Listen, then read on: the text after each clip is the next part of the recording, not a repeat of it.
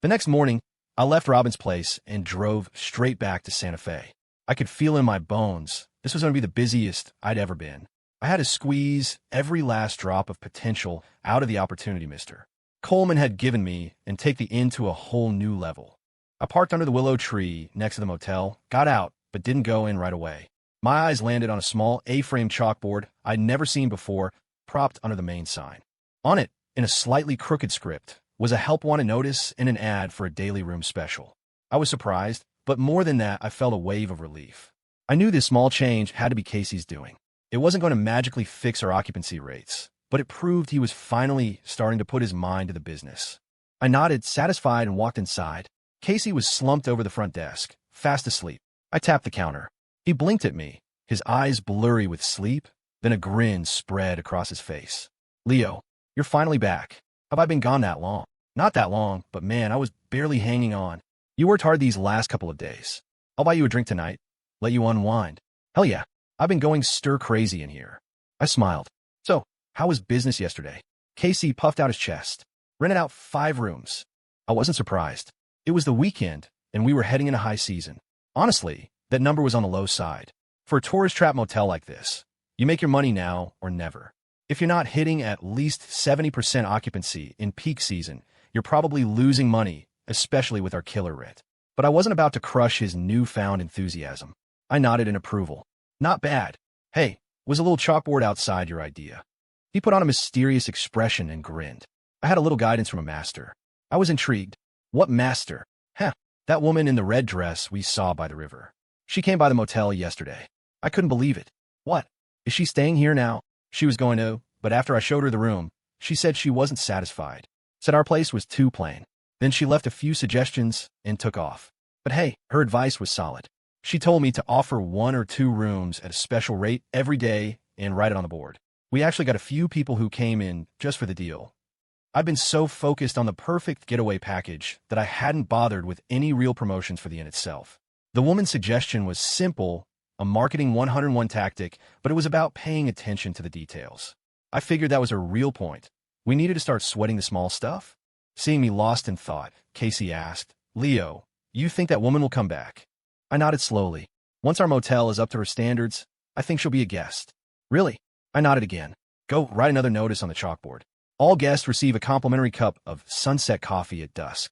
A look of understanding washed over Casey's face.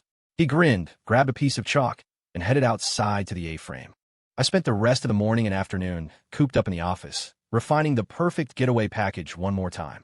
Then I called Finn and told him to come see me. A few minutes later, he breezed in, his voice full of concern. "Leo, all the businesses I talked to are waiting to hear from you. Did you close the deal with Go Next Travel?" "We're in." Finn's face lit up. I continued, "Now, I need you to give me a list of all those businesses. I'm going to spend the next 2 days trying out their food and services, and then I'm going to make some cuts." Finn looked worried. "Cuts? I don't know, man. We already reached out to them. These are our neighbors, people we do business with every day." I shook my head, my voice firm. "Finn, this is supposed to be a perfect travel plan. Business is business. We have to play by business rules. When we launch this, I want to offer tourists the absolute best service possible. That's how we build a reputation. That's how this little alliance of ours becomes something more than just another gimmick. We need to become the gold standard for Santa Fe, the businesses everyone talks about." My speech seemed to do the trick. Finn's reservations faded. He grabbed a piece of paper and a pen, jotted down the list of names, and handed it to me. "So, Leo, how sure are you that this whole thing is going to work?" "Depends on how you define success. If you just want to make a quick buck this season, then I can guarantee that with GoNext ad resources, we'll have a steady stream of customers all summer long." Finn nodded. "And what about the long run?" "My goal is to use this plan to organize a network of high-quality, trusted businesses. We build a brand around that reputation, then we roll it out in other tourist towns across the country. It's a ground-up expansion, building an empire one town at a time." "So, Santa Fe is just a pilot program?" "Exactly. And that's why the quality of our partners is non-negotiable. If we get a reputation for spotty service because some businesses are great and others suck, this whole thing falls apart. Our reputation marketing becomes just another annoying bundled package that people hate. Remember, tourists are paying us a single fee for the whole experience. The line between a trusted brand and a mandatory ripoff is razor thin." "I get it," Finn said. "You'll have my full support." I held out my hand. "Let's do this. I hope Santa Fe is where we set sail." Finn shook my hand and smiled, but his response surprised me. More like where you set sail. I don't have your kind of ambition, man. All I want is to run my bar here in Santa Fe, sing some songs for tourists nursing broken hearts, and make enough to live comfortably. That's enough for me. I was silent for a moment, then I smiled too. To each their own. I get it. Your life will probably be a lot less complicated than mine. Finn seemed to sense the weariness in my voice. He just clapped me on the shoulder, didn't say another word, and turned to leave. I watched him go, and on top of the exhaustion, I felt a new pang of envy. I envied how simple his dreams were, but I couldn't afford simple. I was Micah's man. She was my woman. And for her, I could not be ordinary.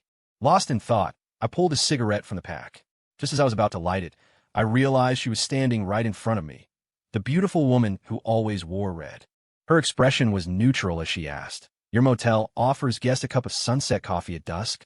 "That's right. What if I don't want to stay at your motel, but I still want to try this sunset coffee?" I thought for a second and smiled. "That could be arranged. But what? You have to tell me your name. It's getting weird doing this whole song and dance without knowing what to call you." She considered it. "Fine. No problem." Just like that, the woman in red and I reached a friendly accord. "Valued customer," I said, puffing my chest out. "If you please wait for a moment on our balcony, I'll have your coffee right up." She smirked. "I'm just here to mooch a free coffee. You can drop the valued customer act." "Mooch is an excellent word choice." I complimented her. "Why?" "Because you're mooching. That means when I ask for your name in a minute, you'll be too embarrassed to refuse. Nothing loosens the tongue like a free drink. Are you that desperate to know my name? As we get to know each other, it seems like a necessary step. Or do you want me to keep calling you ma'am, like you're my grandma?" She shrugged non-committally and headed up the stairs to the second-floor balcony. I took a 20 out of the cash register, went next door to the coffee shop, and bought a latte. I carried the cup up to the balcony. She was sitting on the wicker swing, gently rocking back and forth. "Here you go. Your coffee." She took it from me, took a delicate sip, and then frowned. "Not good. This is a coffee without sincerity." "What's that supposed to mean?" "If I'm not mistaken, you bought this from the coffee shop next door, didn't you?" "You saw me?" She shook her head. "I've had their coffee before. I remember the taste." My eyes went wide. "No way. You can remember that." She ignored my surprise, her brow still furrowed. "Do you really think a coffee you bought from a shop can be called sunset coffee?" "Why not? If I didn't have a spirit of service, I wouldn't have paid for it out of my own pocket. Isn't that dedication sincere enough for you?"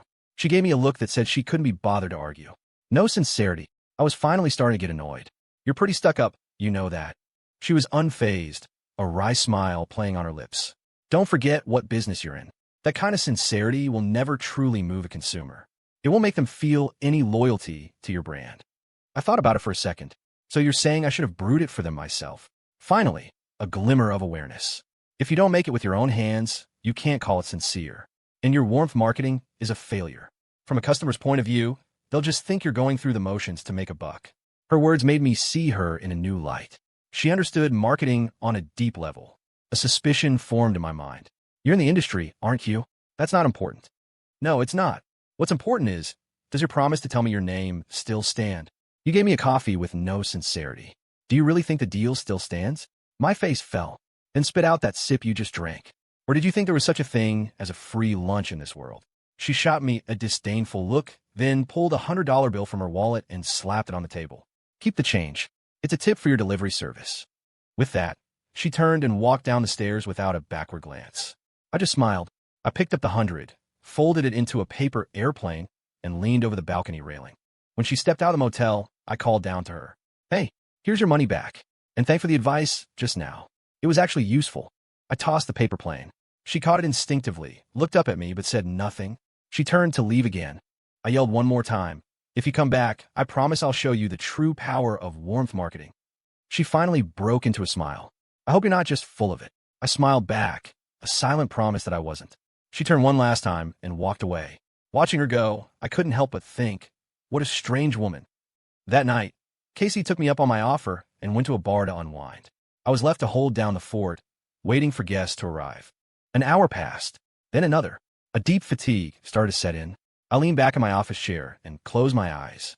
I don't know how long I was out, but my phone, which had been silent all evening, finally buzzed.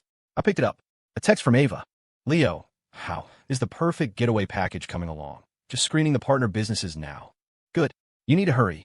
Try to get the plan launched on my uncle's site before the peak season in Santa Fe really kicks off. Don't worry. I'm on it." "Okay. You got this." Normally, our conversation would have ended there, but I suddenly remembered what happened the other night. I hesitated for a moment, then typed out another message. You were pretty drunk last night. I know. Thanks for getting me home. Nathan called for you.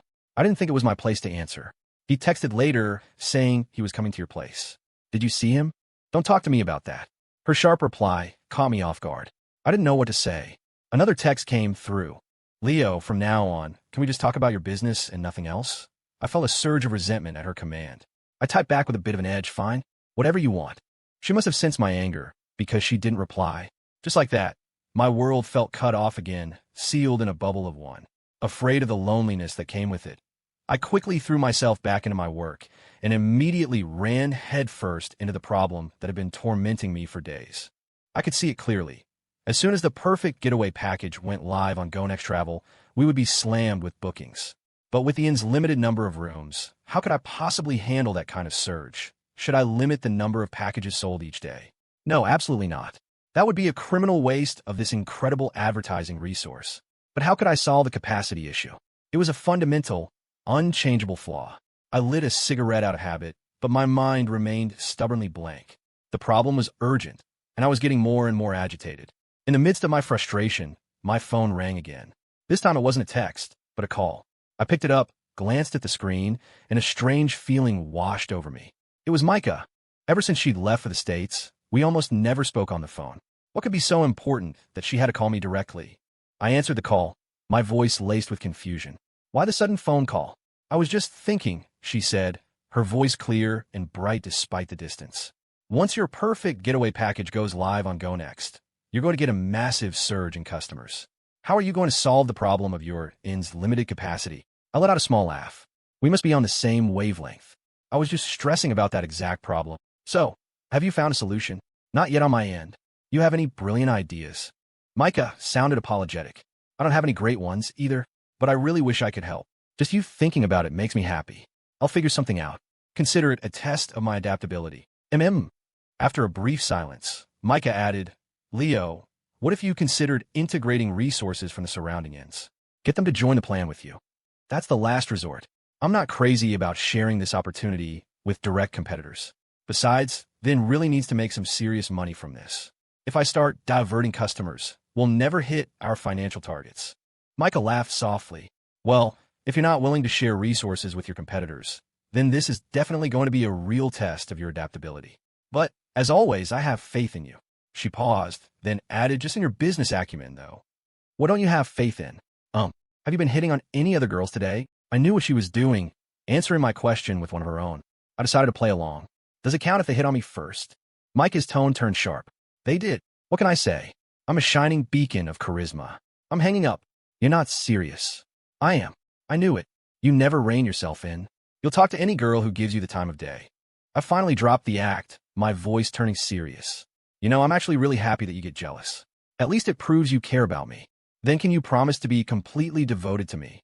I think being devoted to one person is a bright and beautiful thing, I said softly. Something worth protecting for a lifetime. Micah went silent. I thought maybe I'd been too poetic, too indirect. I took a deep breath, steeling myself to be more direct, to declare my devotion in the plainest terms, but she suddenly broke the silence. Leo, do you love me? The question froze me. Even though Micah and I were deep in this thing, whatever it was, we had never, not once, used the word love. It wasn't because we were confident enough not to need it. It was precisely because we weren't. I could almost hear the sound of her breathing quicken as she waited. I finally broke my paralysis.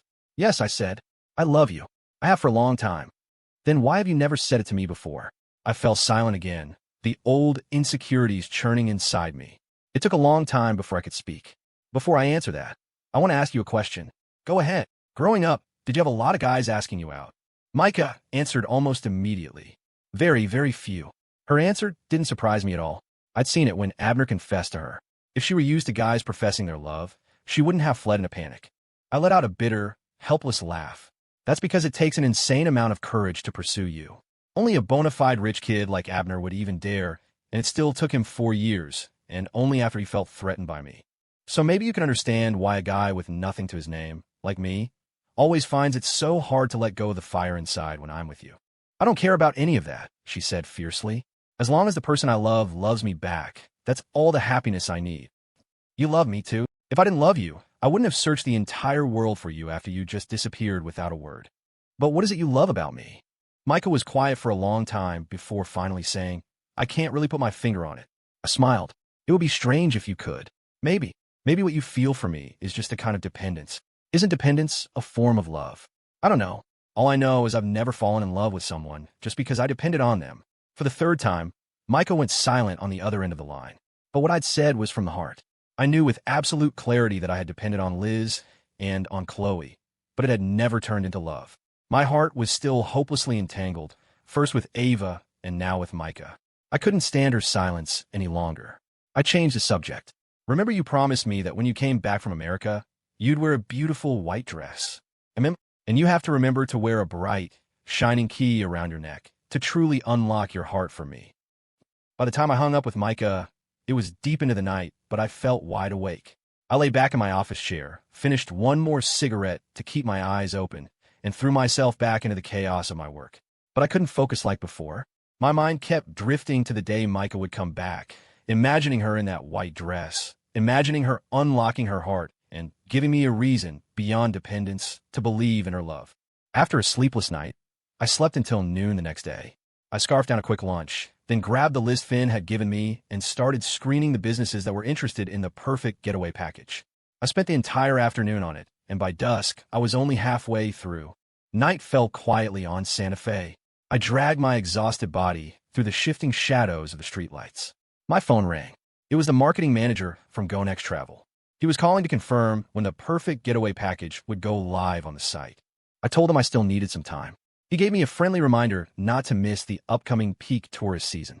After I hung up, I was once again trapped in my helpless predicament. Back at the inn, Casey was at the front desk, fast asleep as usual. I woke him up. He stared at me with pleading eyes for a long moment before complaining.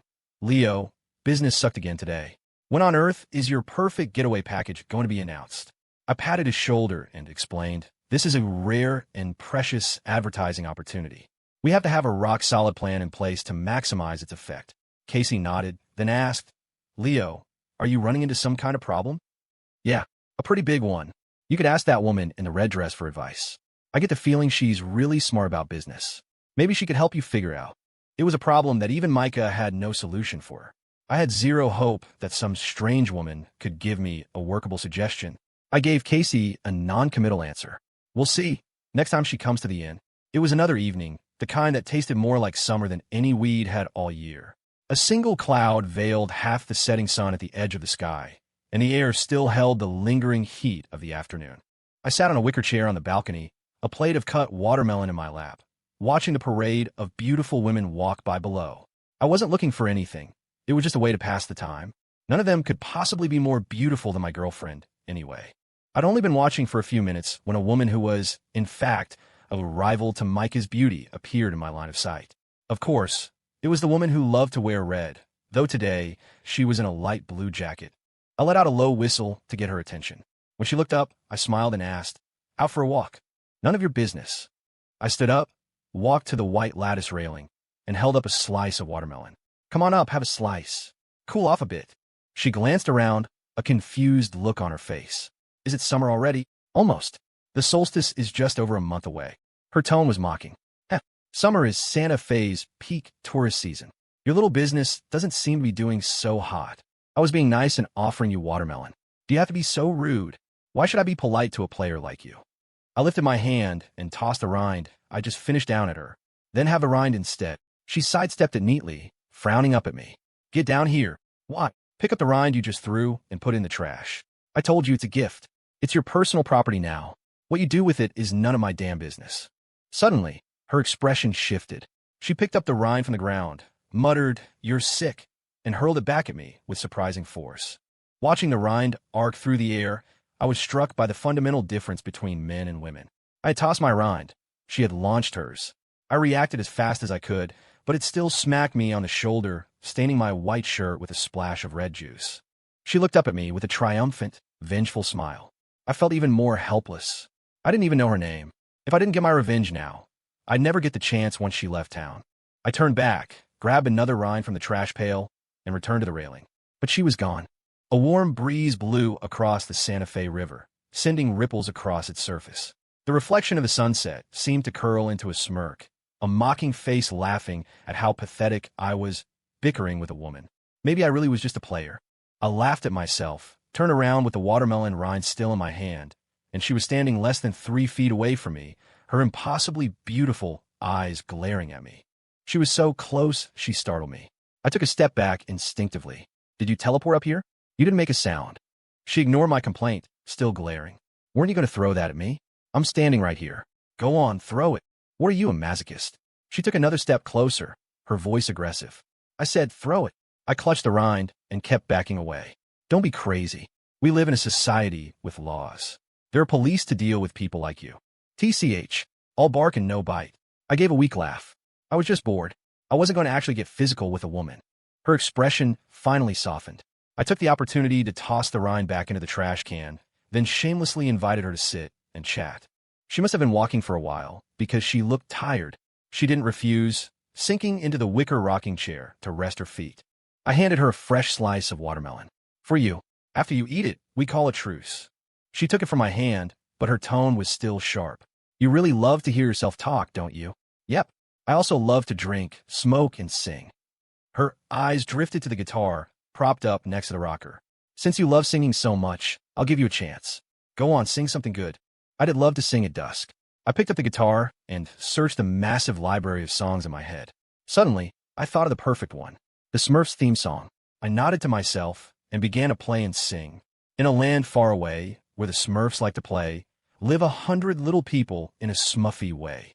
They're cheerful and blue, and they're coming for you, and they know what to do when they're feeling blue. Oh, the lovable Smurfs." As I sang, she couldn't stop herself from smiling.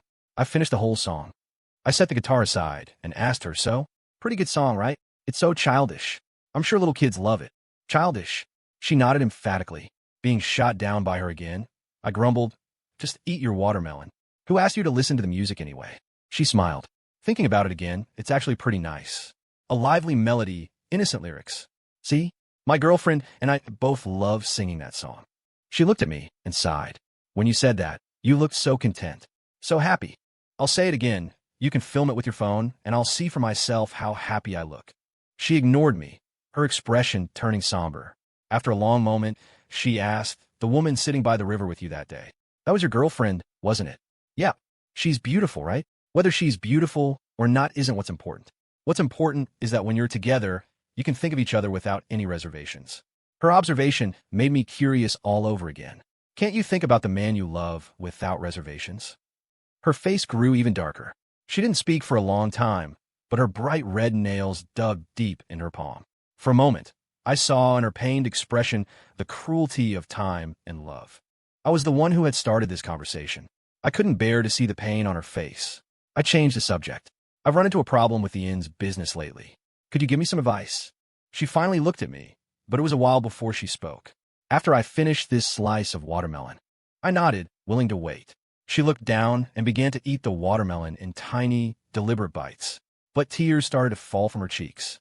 It turned out she wasn't afraid of a watermelon rind thrown at her, but she was shattered by the sweetness and gentleness of the fruit itself. Maybe the man she loved had once cut a slice of watermelon for her at the end of spring.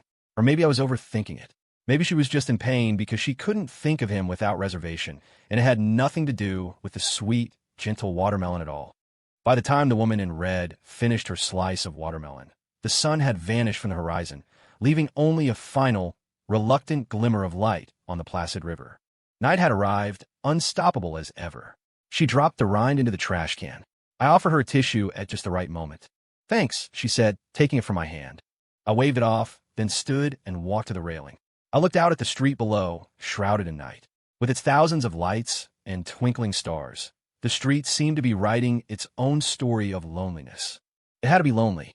This once quiet desert town had been transformed into a commercialized tourist trap, forced to greet all sorts of people every day. It must miss its former self, its original soul. And loneliness is born from nostalgia. The woman in red came and stood beside me. "You said you were struggling with a business problem. What is it?" I pulled my mind back from its solitary wandering and told her about the conflict. The massive surge in customers the perfect getaway package would bring versus the inn's very limited capacity. Her face grew thoughtful. I didn't rush her. In my heart, I didn't really believe she could offer a viable solution. Time trickled by as she thought. With nothing else to do, I lit a cigarette, and the small space around me grew hazy, as if echoing the loneliness of the entire town. I was halfway through the cigarette when she finally spoke. You could borrow a shell. Borrow a shell? Yes. I'm sure there are plenty of other inns in Santa Fe with lukewarm business. You could lease them on a short-term basis and divert your overflow of customers. That way, you can still maximize the profits from this plan. I looked at her. The idea of making money through arbitrage by subleasing other properties seemed plausible. But another problem immediately presented itself. If I was going to lease other inns, where was I going to get the money to do it? Seeing my silence, she asked, "What? Is the idea of making money off the spread not workable? Is there a better way?" She shook her head. Everyone wants to get something for nothing in the business world, but that's not realistic. Even the ones who pull it off have to put in some initial capital, whether it's a little or a lot. You're right. I'll have to seriously weigh the feasibility of this. She said no more, just stood beside me, gazing into the distance, as if a fire she was waiting for was flickering out there. That night, I tossed and turned in bed, but not over a woman. It was over my business.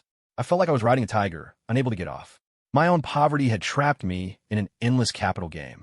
If I took the woman's advice, it meant taking on another huge expense. I was already drowning in debt.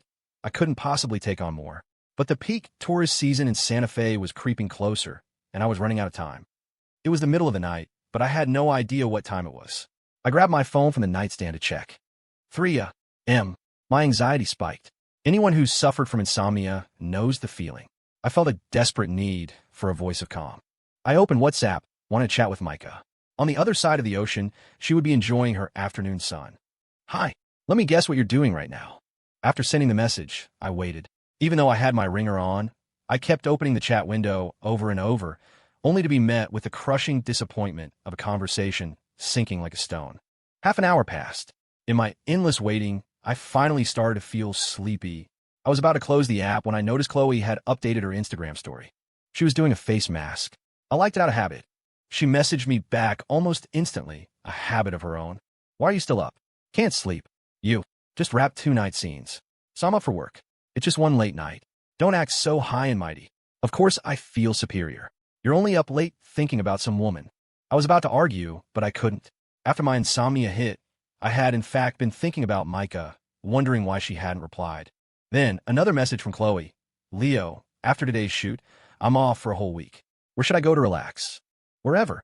I can't stand it when you're so dismissive." "So I've decided. I'm coming to Santa Fe to torture you." I was stunned. It seemed like every time I needed money, Chloe would magically appear and offer help. But that coincidence wasn't a good enough reason to just accept her help without question.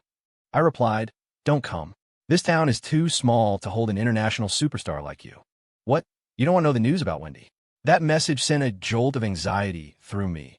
Anxiety for Robin. I typed as fast as I could. "You found out what happened to her?" "Yep." "When?" "2 days ago." "Then why are you only telling me now?"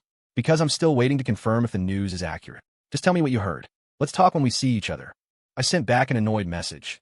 "This isn't something you can just dangle in front of me." "Leo, you're misunderstanding me. I'm not trying to string you along. I just don't want to mess with your and Robin's emotions over something that might not even be true, especially Robin's. Let's just wait a few more days, see if we can get confirmation. If it's not true, there's no need for you guys to worry for nothing. You shouldn't have said anything in the first place. Now that I know something's up, how can I not be anxious? Just think of it as me finding a legitimate excuse to come to Santa Fe and hang out with you." "Okay." I was still stubborn. "No, just tell me what you know now. Then I'll just go tell Robin directly. Right now." I quickly stopped her. "It's an unconfirmed rumor." "Why would you tell him that right now?" Chloe sent a voice note, her tone serious. "See? You understand. So just wait. Please." I was still burning with anxiety, but I was helpless against her. After a long pause, I finally caved. "The second you get confirmation, you tell me." "I will. It won't be long. I figure I'll be in Santa Fe for a couple of days, and we should have confirmation by then." After my conversation with Chloe, there was no way I could sleep. My mind was filled with the rumble of steamrollers and the image of rusty railings under a highway overpass. I had to dig deep in my memory to realize the image wasn't random. Years ago, Rob and I had actually lived under an overpass for a while. It was the darkest period of our lives, a time filled with the thick smell of motor oil and the roar of machinery. a time we spent staring into a limitless, colorless future. The reason I remembered it now was because I had a strong premonition that Robin's life was about to be hit by an unprecedented storm, one that could very well drag him back into those dark days. I walked barefoot to the window, pulled back the curtains, and opened it. A warm breeze blew in. On the horizon, the outline of the rising sun was faintly visible. A late spring morning had arrived, but I only felt more exhausted. My phone, which had been silent for so long, finally buzzed. I didn't have to guess. It was Micah. I walked back to the bed and leaned against the headboard before opening the message. "It's almost morning there. Why are you still awake?" "Couldn't sleep." "Why did it take you so long to reply?" "I was meeting with a financial expert." My phone was on silent. "Oh, so you're done with work for the day?" "Yeah, I'm so tired." It was the first time Micah had ever complained to me about work. It felt strange. In my mind, she was always someone who could handle her career with effortless grace. It turned out even she could feel overwhelmed. "If you're tired, you should get some rest." "You misunderstood. When I say tired, I don't mean physically or mentally exhausted. I mean my life has been so dull lately." "Why do you feel that way?" Sigh. "Right now my life has no RC cars, no merry-go-rounds to ride, and no home-cooked meals when I get home. Isn't that boring and dull?" On a whim, I added for her, "And you're missing a man who constantly pisses you off." "So can that man who always pisses me off take me to ride the merry-go-round and play with RC cars when I get back?" An image immediately formed in my mind. On a lazy weekend, we'd go to that plaza far from the industrial park, race RC cars until we were tired, and she would rest her head on my shoulder. We'd stay until dusk, then go home with groceries we bought from the market, stopping at the convenience store by our apartment to ride the coin-operated horse for a bit. Finally, we'd go back to the old apartment and cook a simple but warm dinner together. It was the simplest life imaginable, but it was everything I dreamed of. I got lost in the imaginary scene for a moment, and it was a while before I replied to Micah. "When you come back, we'll live that life." "Okay. By then, I want to save up some money to renovate the old apartment, so it'll be more comfortable for us." "No renovations. If you think it's uncomfortable, we can stay at my place." I was surprised by her firm stance, but didn't ask why. I knew she would tell me one day. And with that, our conversation ended. Exhausted, I finally fell asleep as the first ray of morning sun streamed into the room. Even with a sleepless night behind me, I didn't dare sleep in too long. I was up just after noon, met with the potential business partners for the perfect getaway package, and started hashing out the specific promotional plans. By dusk, I had a preliminary draft. The streetlights were already on. I dragged my tired body back towards my inn. My phone rang, cutting through the weary rhythm of my footsteps. I laboriously pulled it out of my pocket. It was Chloe. I answered. I put on a formal voice. "Hello." Chloe sounded confused on the other end.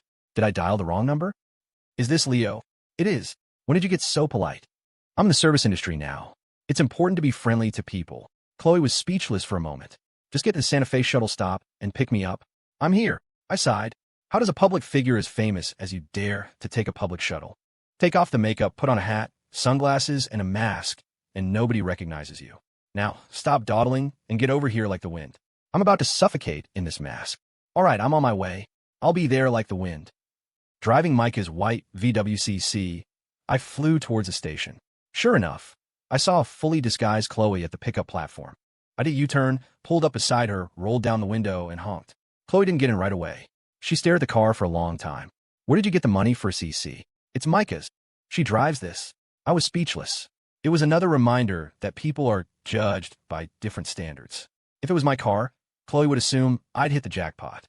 But since it was Micah's, she acted like Micah was slumming it. I finally said, "What, is this car not good enough?" "The car's fine, but for Micah to be driving it, it's a bit low class. You're such a snob.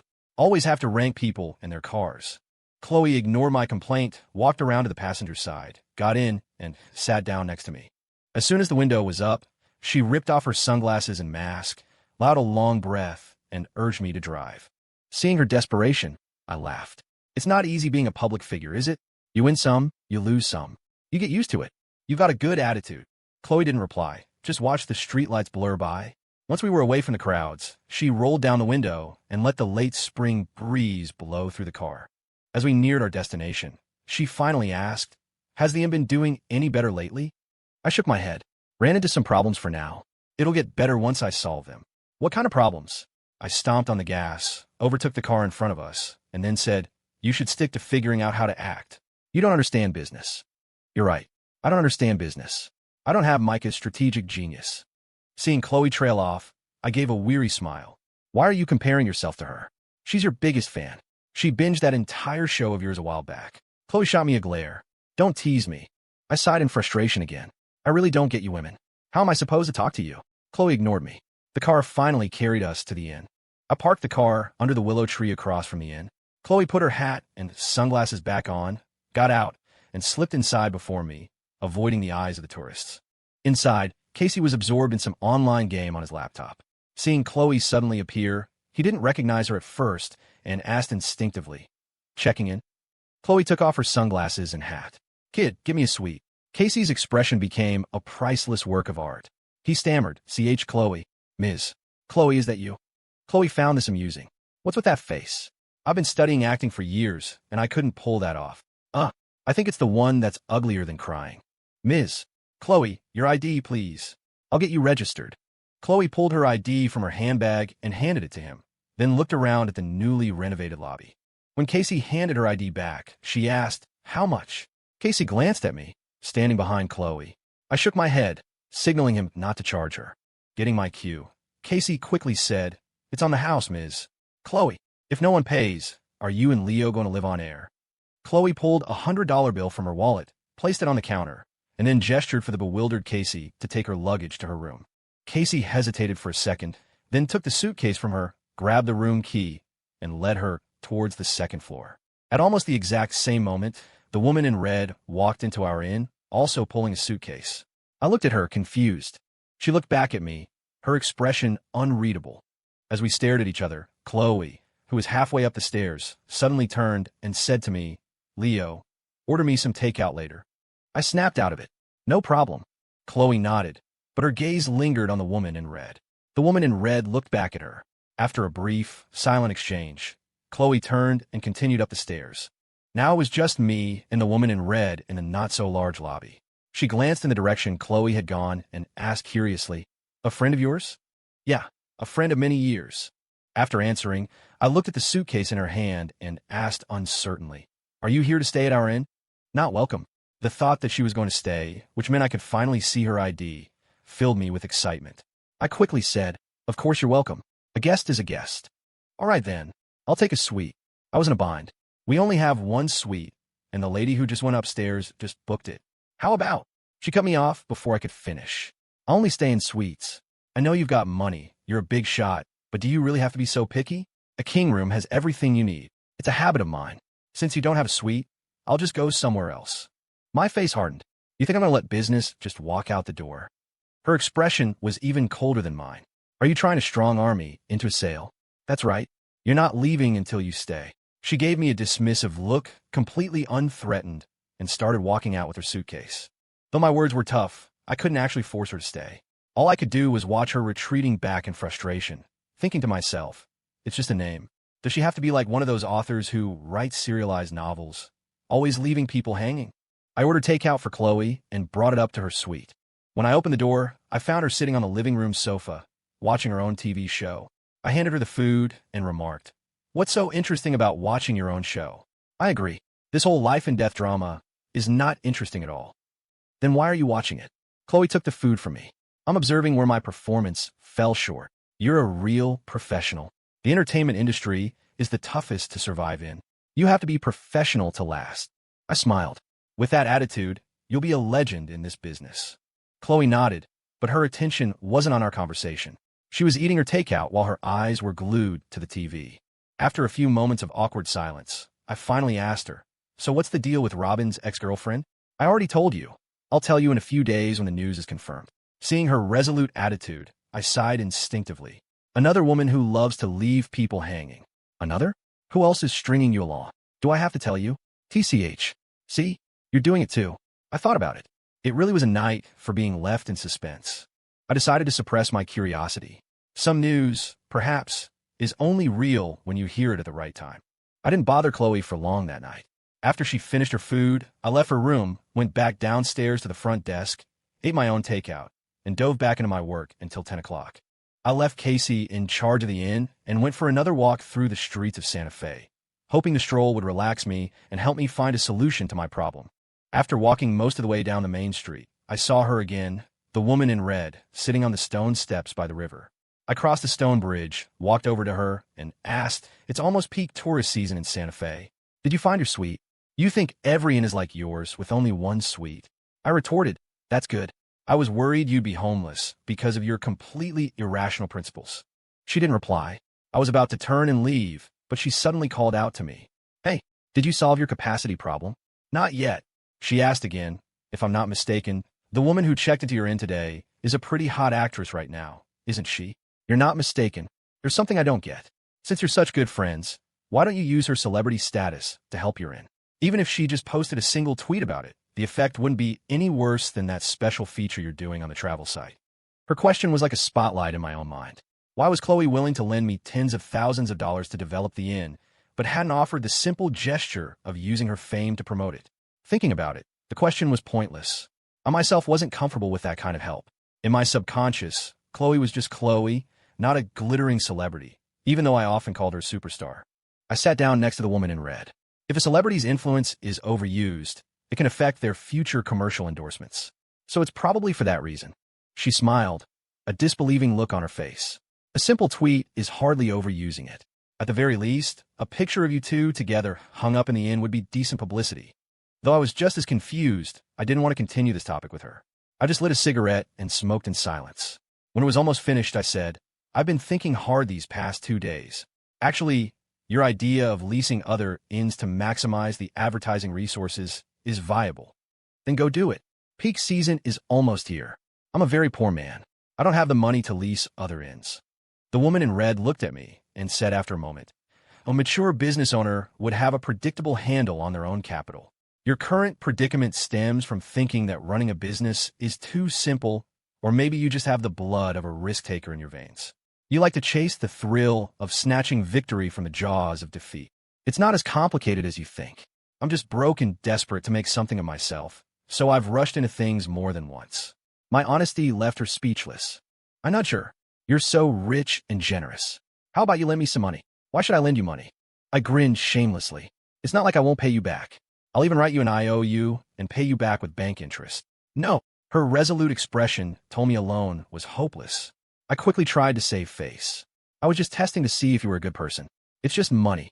I can borrow it from anyone. Why would I need to borrow from someone whose name I don't even know, right?" She nodded. Sighed. "The results of my test are in. You're definitely not a good person. You have no sense of noblesse oblige at all." She seemed to have lost the desire to speak. She didn't reply, just stood up, walked up the steps, and headed toward a small stone bridge in the distance. She quickly disappeared from my sight, leaving me alone in the dead of night to face the cold river and the faint lights. The next morning, I sat under the willow tree across from the inn, eating breakfast and racking my brain about the inn's problems. I was still at a dead end, and had even resigned myself to using the last Dort plan of limiting daily bookings to solve the impending customer surge. Chloe, holding a takeout container of her own, appeared at some point and sat down next to me. She nudged me. "What are you thinking about? You look like you've lost your soul." I looked up at the morning sky over Santa Fe and sighed. The air is nice today. The wind feels good. As long as it's not raining, isn't every morning in Santa Fe like this? I held a finger to my lips. "Chill. Don't talk. Just feel the charm of a Santa Fe morning. You're so weird." The words were barely out of her mouth when a passing tourist recognized her. A crowd quickly gathered. Chloe, unfazed, put her acting skills to use and insisted they had the wrong person, that she just looked like the actress. Even so, the enthusiastic tourist insisted on taking pictures with her.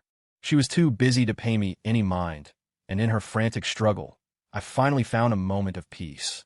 After a while, the crowd finally dispersed. Chloe complained to me, "All those people were surrounding me, and you didn't even try to help. You're the one who came out without sunglasses." Oomph. If I had worn sunglasses, I wouldn't have been able to see your treacherous, watch-a-friend-die face. I wasn't in the mood to bicker with her. I shifted my gaze down the river to the east and was surprised to see Finn walking towards us. Our eyes met, and he waved from a distance. It looked like he was coming to find me. I said to Chloe, "My friend is here. Do you want to make yourself scarce?" "No. I want to continue to see your treacherous, watch-a-friend-die face." Chloe kicked me hard. Finn finally reached us. He looked at Chloe, his face a mask of disbelief. You're that actress who's super famous right now, aren't you?" Chloe didn't deny it. She gave Finn a small smile. You're Leo's friend, right? Me too. Finn nodded, but he wasn't as starstruck as Casey had been. He was a musician, after all, and his bar had hosted plenty of celebrities visiting Santa Fe over the years. Chloe sighed. Alas, we both have poor taste in friends. This Leo guy is so unscrupulous. I tapped the takeout container in her hand with my knuckles.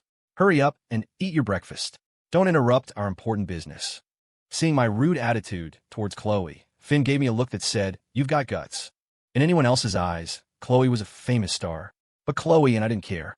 We'd been this way with each other for years. I asked Finn, What's up? You're here so early.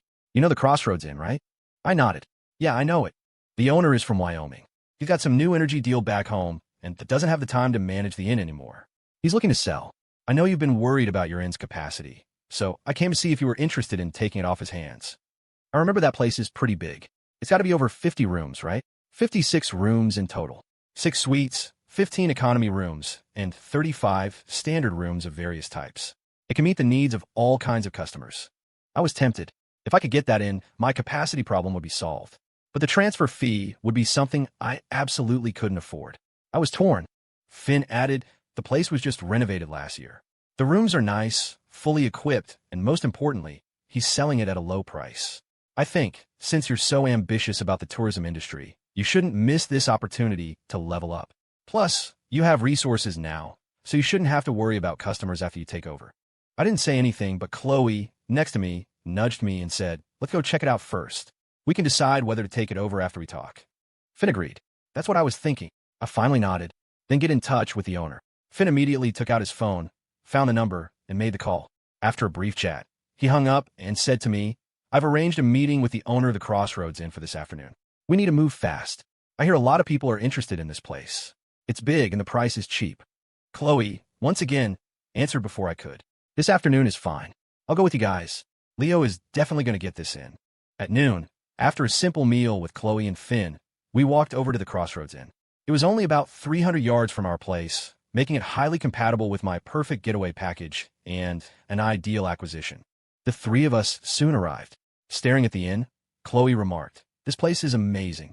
In a town like Santa Fe, where every inch of land is gold, it's rare to see such a large plaza. For tourists driving in, parking is a breeze. I nodded, also impressed by the wide-open space. But my focus wasn't on parking. I was thinking that if I took over this inn, the plaza would provide countless opportunities for open-air events. After a moment, Finn led Chloe and me inside. It was immediately clear this was a professionally run establishment. Even the front desk staff wore matching uniforms. Finn explained our purpose to the receptionist, who then led us up to the second floor. A sense of unease crept over me. Everything my eyes took in about this place screamed that it was beyond my means. But since we were here, I still wanted to see it through. The receptionist took us to the end of a long corridor and stopped in front of a door with a plaque that read General Manager. She knocked, and after a come in, she let us inside. As we entered, I quickly scanned the office with my peripheral vision. The decor was exquisite, the style elegant, the arrangement meticulous.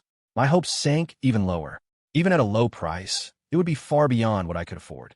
The receptionist spoke respectfully to a man in his 30s, sitting in the office chair. Mr. Joe, these two gentlemen and this lady are interested in taking over the inn and would like to speak with you. The man nodded, and I finally got a good look at him. This Mr. Joe wore a fitted black t-shirt and had a neat, short haircut. Even sitting down, the bulging lines of his muscles made him look powerful. A tattoo of the word faith was etched unconventionally onto his neck. Despite being called a general manager, his attire was anything but corporate. He politely motioned for us to sit. Are you interested in taking over my inn? He asked. Lacking any confidence, I didn't speak. It was Chloe who answered. Yes, we are. We came to talk with you in person and understand your terms for the sale. The man studied Chloe, a look of confusion on his face, as she was wearing a pair of enormous sunglasses. His gaze remained fixed on her, as if he recognized her, but couldn't be sure. As I waited for a reply, I noticed a car key on his desk. That was nothing special, but what shocked me was the prominent Lamborghini logo on it. I then recalled seeing a black Lamborghini Murcielago parked in the plaza downstairs. So he was the owner. Chloe seemed to dislike being stared at. Her tone was a little impatient. Could you please state your terms? We need to weigh whether we can take it on. The man realized his rudeness and quickly apologized. Sorry. I plan to sell this and along with the building. Sell it with the building? What do you mean? He smiled and explained, the entire property title is mine as well. So you mean if we want to take over the inn, we have to buy this whole 4-story building? The man nodded, confirming that was indeed what he meant. Chloe asked tentatively, so how much are you looking to sell it for? 4 million. When he stated the number, Chloe was so shocked she took off her sunglasses. She exclaimed, 4 million. Did I hear that right? It wasn't just Chloe. Finn also had a look of utter disbelief. I, on the other hand, felt nothing because I hadn't held much hope from the start. The man, now looking at Chloe without her sunglasses, was also filled with surprise. But he didn't dwell on her celebrity status. He smiled and explained, this inn has 20,000 square feet of operating space. The average selling price per square foot is $200. Add in that large plaza outside. And for a profitable commercial property next to a tourist hotspot, $4 million is actually a very low price. I remarked to Finn beside me, it really is a low-price sale. Finn nodded. It's very low. This wasn't us being sarcastic. The transfer price was indeed very low, but it had nothing to do with us. I lost the desire to continue the conversation. I spoke frankly to the man. We didn't know your terms for the sale before, which is why we came to talk so presumptuously. A price of 4 million is completely beyond our means. We won't disturb you any longer. I then gestured for Chloe and Finn to leave. But Chloe refused to go. She asked the man again, would you consider other forms of transfer? The man, surprisingly, didn't reject her proposal. Such as? Chloe thought for a moment and replied, the property title remains yours, and we operate your inn, paying you an annual rent. How about that? The man hesitated before saying, that's too much trouble, and I don't need the rent money. If anyone else had said that, it would have sounded like bragging, but the man before us clearly had the means to say it. What I didn't understand was, if he was so rich, why was he running this inn in Santa Fe? Chloe seemed to be on the same wavelength as me. She asked him, since you say you don't need the money, why were you interested in buying this property and running an inn in Santa Fe in the first place? Her questioning didn't seem to annoy him. He explained patiently, my family is in the energy business back in Wyoming, but I've always been the artsy type, so I came to this culturally rich place and opened this inn. Now my father is getting older, and the family business is becoming too much for him. I've been indulging myself for many years. It's time for me to go back and take over. His explanation made me realize that the information Finn had gathered was wrong. He hadn't just struck it rich. His family had been in the business for generations. No wonder he was so wealthy. He was the son of a legendary energy tycoon. Chloe's face showed her disappointment.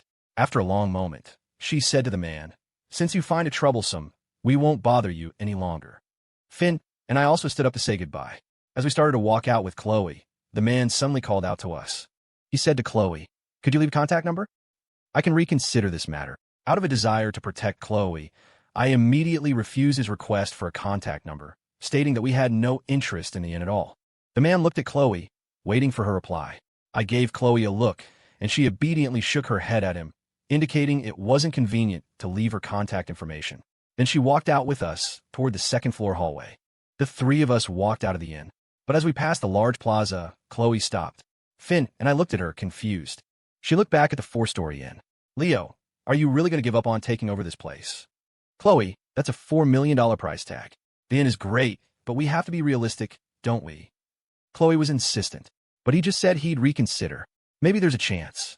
The only reason he said he'd reconsider is because he's interested in you. See that Lamborghini over there? It's his. Guys who drive cars like that love to chase celebrities to show off their status. Chloe looked at me with doubt. I've seen all kinds of rich kids in L. And some of them are decent guys. Can you stop being so cynical and painting them all with the same brush? I grabbed her arm and started pulling her along. Just stay out of it. I'll figure this out myself. Chloe struggled. Leo, be gentle. You're hurting me. I immediately let go. A bright red mark was already visible on her wrist. I'm sorry. I got carried away. Chloe gave me a dissatisfied look, but said nothing. I fell into silence, cursing myself for overreacting. In reality, Chloe and that tycoon's son were just strangers who had met once. She'd been in the entertainment industry for years. She had seen all kinds of people like him. She surely had her own ways of dealing with them. I shouldn't have interfered so much. Back at our own inn, Chloe went straight to her room without stopping. Finn and I stood on the balcony, smoking and discussing the inn's future. After a few minutes, Finn said to me, Leo, I feel like you're a little too protective of Chloe. Am I? Finn nodded emphatically. I let out a heavy plume of smoke. You don't know her life story. Don't be fooled because she's in the entertainment industry. She rarely has her guard up around people. Finn smiled. I'm not so sure about that. To make it this far in the dog-eat-dog world of entertainment, it's unrealistic to think she doesn't have her own tricks. Maybe she's just her most authentic self around you, so you've gotten used to thinking she's just as unguarded with everyone else. I didn't argue. Finn could be right. He continued, I know a little bit about Coleho, the owner of the Crossroads Inn. He comes to my bar sometimes, and I've never seen him hitting on any woman. He's also very charitable. He donates a batch of educational equipment to local schools almost every year and has helped out a lot of disadvantaged groups. Is that true? Would I lie to you? He's been in Santa Fe for years. If he were a genuinely bad person, word would have spread all over this tiny town by now. I was still skeptical. He looks like he's in his mid-30s, and his personal situation is so good. Is he not married or doesn't have a girlfriend? It's that artsy-fartsy syndrome. There's a story about him. What story? They say he once spent a year traveling the world just to find a woman who would make him fall in love at first sight. He's at this age and still believes in love at first sight.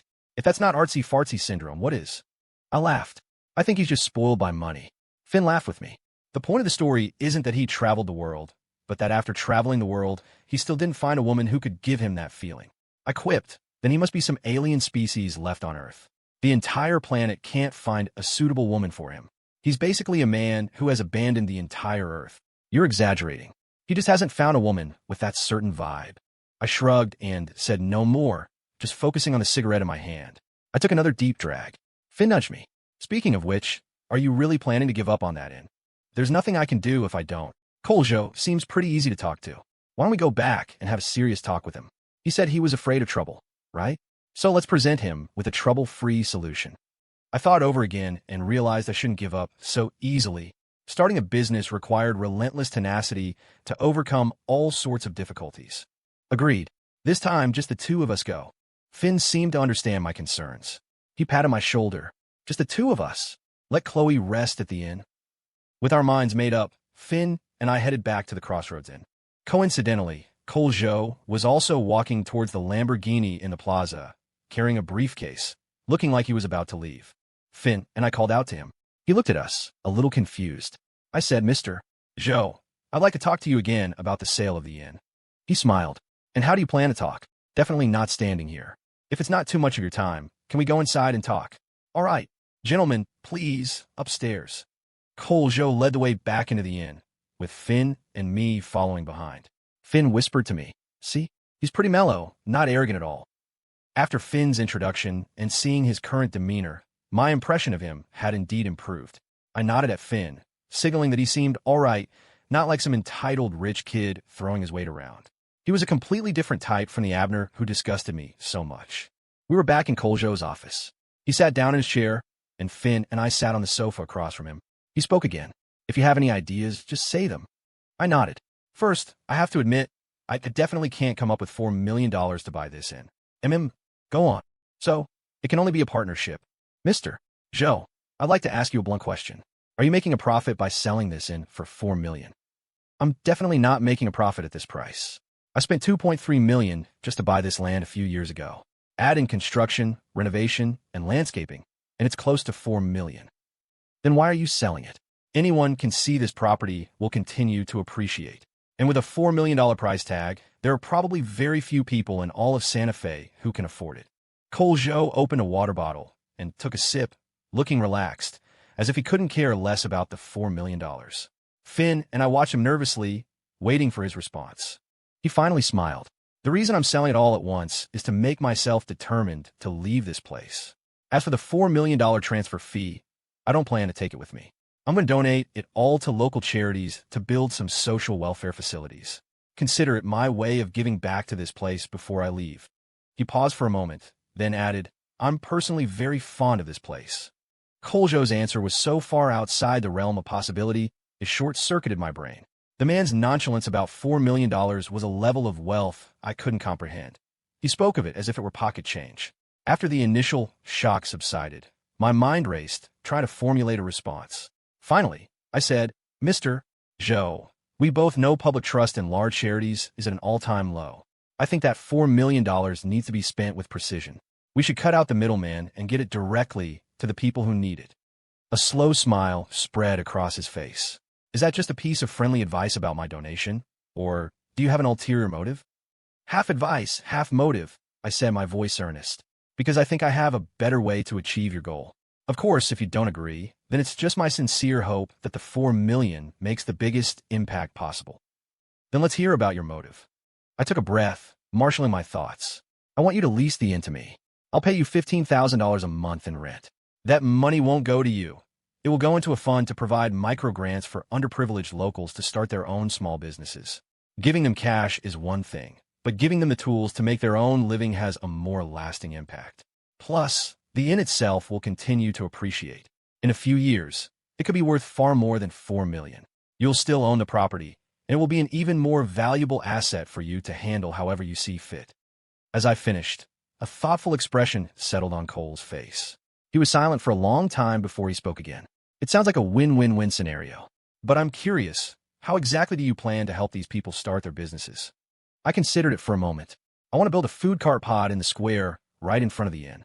I'll partner with the bars around here, hold regular events, live music. We'll brand this place as a sort of bohemian sanctuary, and the food cart pod will be offered free of charge to local families who are struggling. The $15,000 a month in rent will go toward buying them the equipment, the grills, the fryers, everything. We'd be giving them a real chance to build something with zero startup cost. Cole's pensive look returned. I waited, holding my breath. Beside me, Finn nudged me gently and gave me a thumbs up, clearly sold on the idea himself. At last, Cole spoke. Your plan does satisfy my needs, and it would genuinely help the community. But I still need to think about it. Seriously. I nodded. Of course. This isn't a small decision, right? I'll give you an answer as soon as I can. Leave me your contact information. I pulled a business card from my wallet and handed it to him with both hands. He accepted it with the same formal politeness, glanced at it, and smiled. Leo, nice. You have a gift for business and a keen understanding of people's motivations. I'll remember you. I extended my hand. I look forward to hearing from you. He shook it firmly, nodded once, and then slid my card into his wallet. Walking away from the Crossroads Inn, Finn couldn't contain his excitement. Leo, I'm seriously impressed. You were just talking about that square, and now you've woven it into a business plan that hits all of Coleho's buttons. I think this thing might actually happen. I smiled. What makes you so sure? If I were him, I'd take the deal. It's a perfect plan that benefits everyone. Let's not get ahead of ourselves, I cautioned. Nothing's set in stone. Best to just wait for his call. Finn nodded, then sighed wistfully. Man, if you land the Crossroads, you'll have it made. It's already high-end. You wouldn't even need to renovate. 56 rooms, man. Add that to the 16 you already have. During tourist season, if you're at full occupancy, you'd be pulling in tens of thousands a day. And that ad partnership with GoNext Travel wouldn't go to waste. Finn's enthusiasm was infectious. If this worked, my first real taste of success, my first real fortune, was closer than I'd ever imagined. Back at my own motel, it was already 4 in the afternoon. I sank into a wicker chair on the balcony and finally remembered to check my phone, which I'd had on silent all day. I fished it out of my pocket, swiped the screen open, and saw a single unread text from Micah, sent 3 hours ago. I tapped it open immediately. The message was simple, just a line telling me not to work too hard and to get some rest. But I stared at it for a long, long time, a sudden, sharp wave of longing washing over me. Why was it always like this? Why did I only realize how desperately I missed her when she reached out to me? In the day-to-day grind, I'd forget to send her a single text, even though I knew she was just as buried in work as I was. Maybe, even now, I still wasn't brave enough in my love for her. Even though it was the dead of night in New York, just before dawn, I texted her back. I'm okay, not too tired. You're the one who needs to rest. A long time passed with no reply. The silence only made the ache worse. I wanted her here, wearing one of her simple white dresses, living a quiet, happy life with me. The feeling swelled until it became an overwhelming urge to go back to the old house in Portland. I realized I hadn't been back in weeks to water the plants. On a whim, just as evening began to settle over Santa Fe, I grabbed my keys and started the long drive north. It was an insane 20-hour haul, fueled by gas station coffee and a desperate need to feel connected to something real. By the time I reached Portland, the sun was setting, casting the city in a soft, golden light. I pulled up to the old house, opened all the windows to let the air circulate, and watered the thirsty plants. Then I grabbed a mop and a rag and cleaned the entire house, working until the sky was dark and I collapsed, exhausted, onto the sofa. My mind went blessedly blank. My eyelids grew heavy. I drifted off right there, sinking into a deep, dreamless sleep until the sharp ringing of my phone jolted me awake. I groaned, rolled over, and fumbled for my phone. The screen was blurry in the dim light. It was Chloe. I answered, and her voice was sharp with irritation. Leo, where the hell are you? Back in Portland. Are you even a friend? You come back to Portland and don't even tell me? You just leave me stranded in Santa Fe. Her anger made me realize how impulsive I'd been. But I couldn't bring her here, to this house. This place belonged to Micah and me, and no one else. I'm sorry, I said, my voice thick with sleep. I'll head back first thing in the morning. If you're bored tonight, go hang out at Finn's bar. It's got a good vibe. Like, I need you to tell me where to have fun, she snapped and hung up. I scratched my head and let out a weary, helpless laugh. The sky outside was completely dark. My stomach rumbled. I decided to get something to eat. A little shop downstairs. I bought a container of soup dumplings and a soy milk and started walking, eating as I went, my mind churning with ideas for the inn. I followed the streetlights, losing track of how far I'd gone, until I found myself downtown. I looked up and saw them, facing each other across the street like two titans, Aria Grande and Polaris Retail. A wave of nostalgia washed over me. I stood there, mesmerized by their giant, pulsing neon logos. Suddenly, a black Audi A4 pulled out of the Aria Grande underground garage.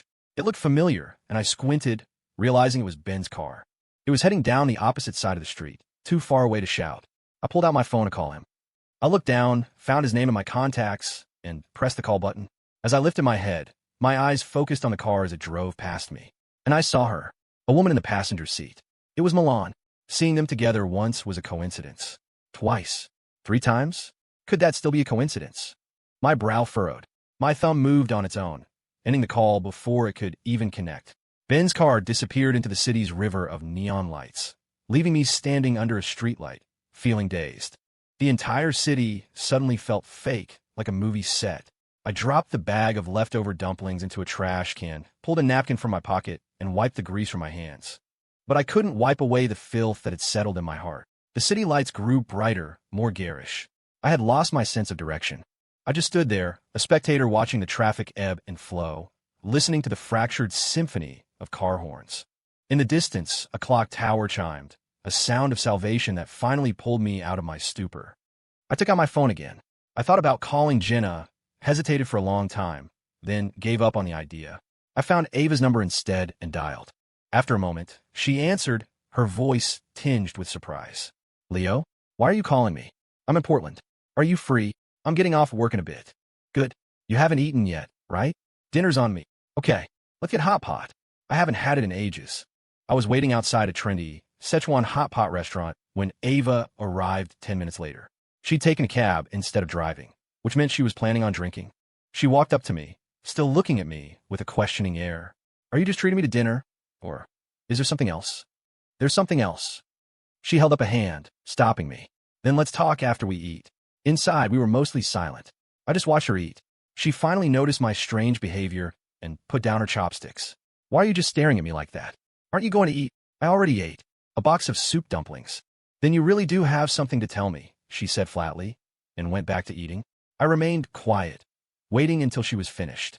After dinner, Ava said she was full, so we walked through the brightly lit city. The noise of the traffic seemed to create a barrier between us, and neither of us spoke. It wasn't until we were near her apartment by the Willamette River that I finally broke the silence. I haven't been in Portland much lately. I need your help to confirm something. Ava stopped and looked at me. What is it? A knot tightened in my chest. I lit a cigarette before I could speak. Ben might be having an affair. Ava's face immediately hardened. Are you sure? Not completely. That's why I need your help to verify it.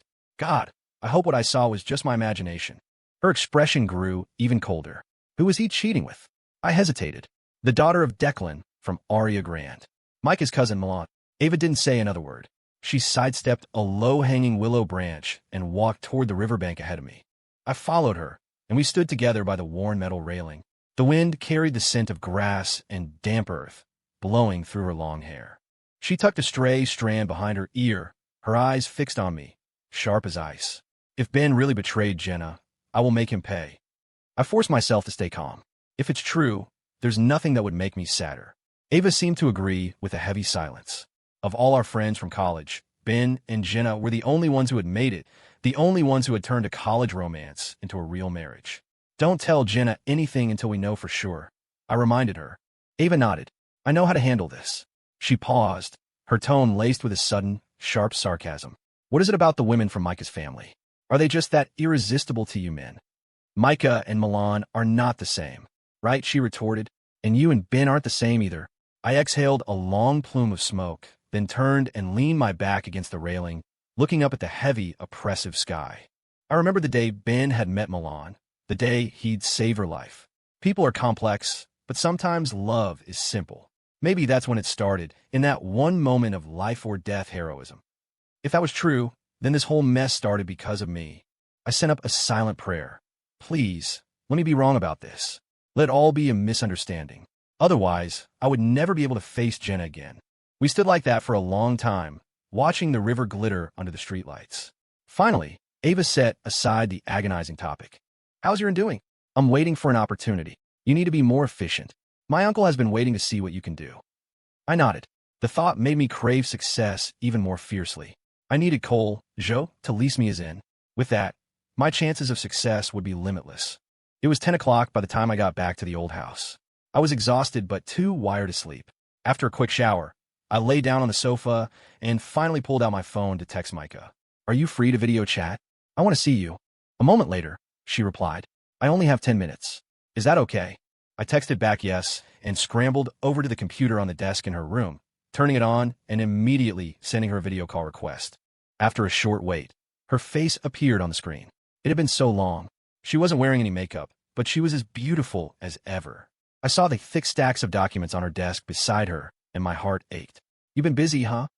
Yeah, there's a lot to consolidate before the IPO. You need to take better care of yourself.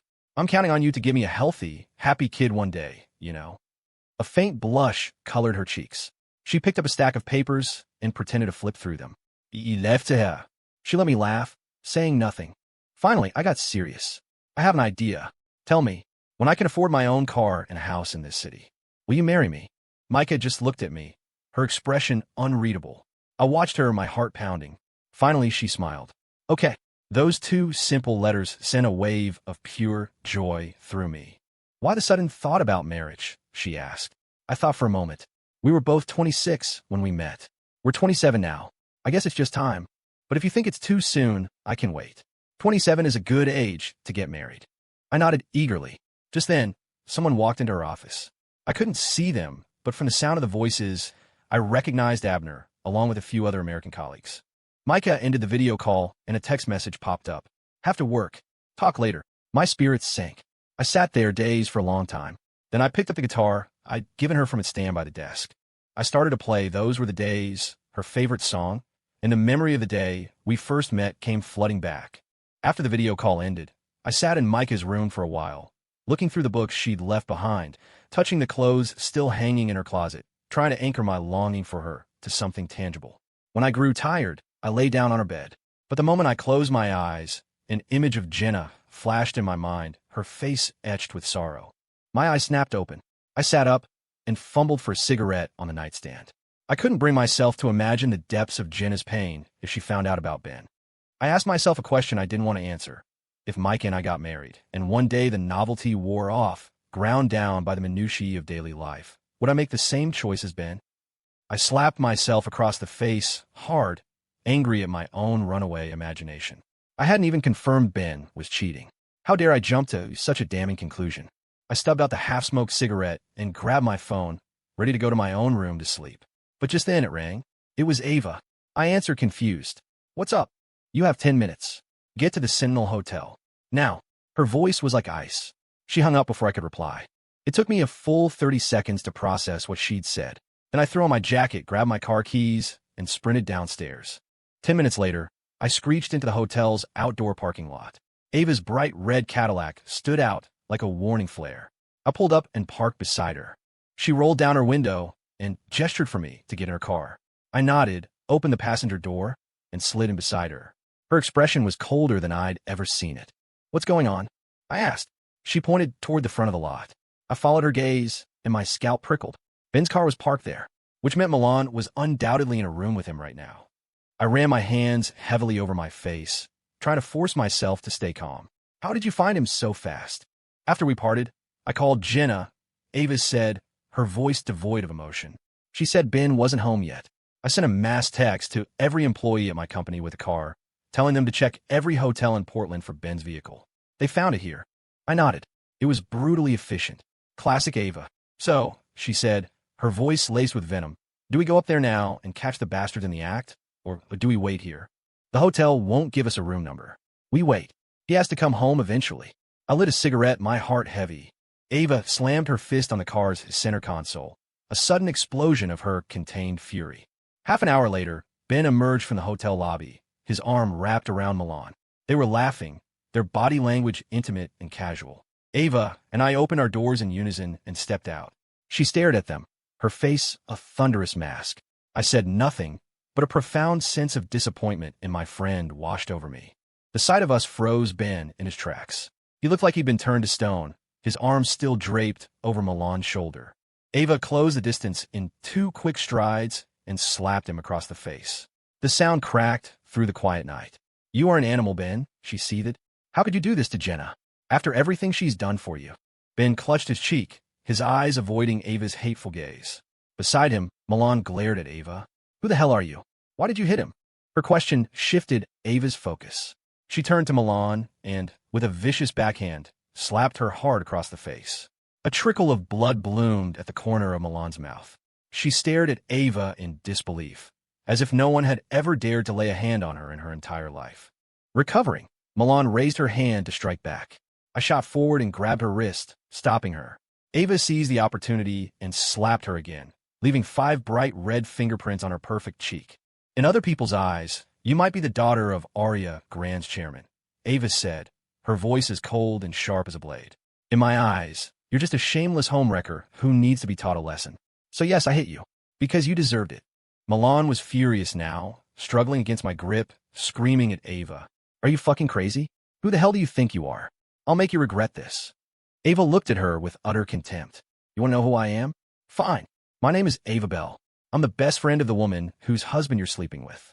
If that's not enough information, I can give you my card. Come find me if you have the guts. She pulled a business card from her wallet, yanked open the collar of Milan's shirt, and shoved it inside. Milan, unable to break free, started to cry, turning to Ben.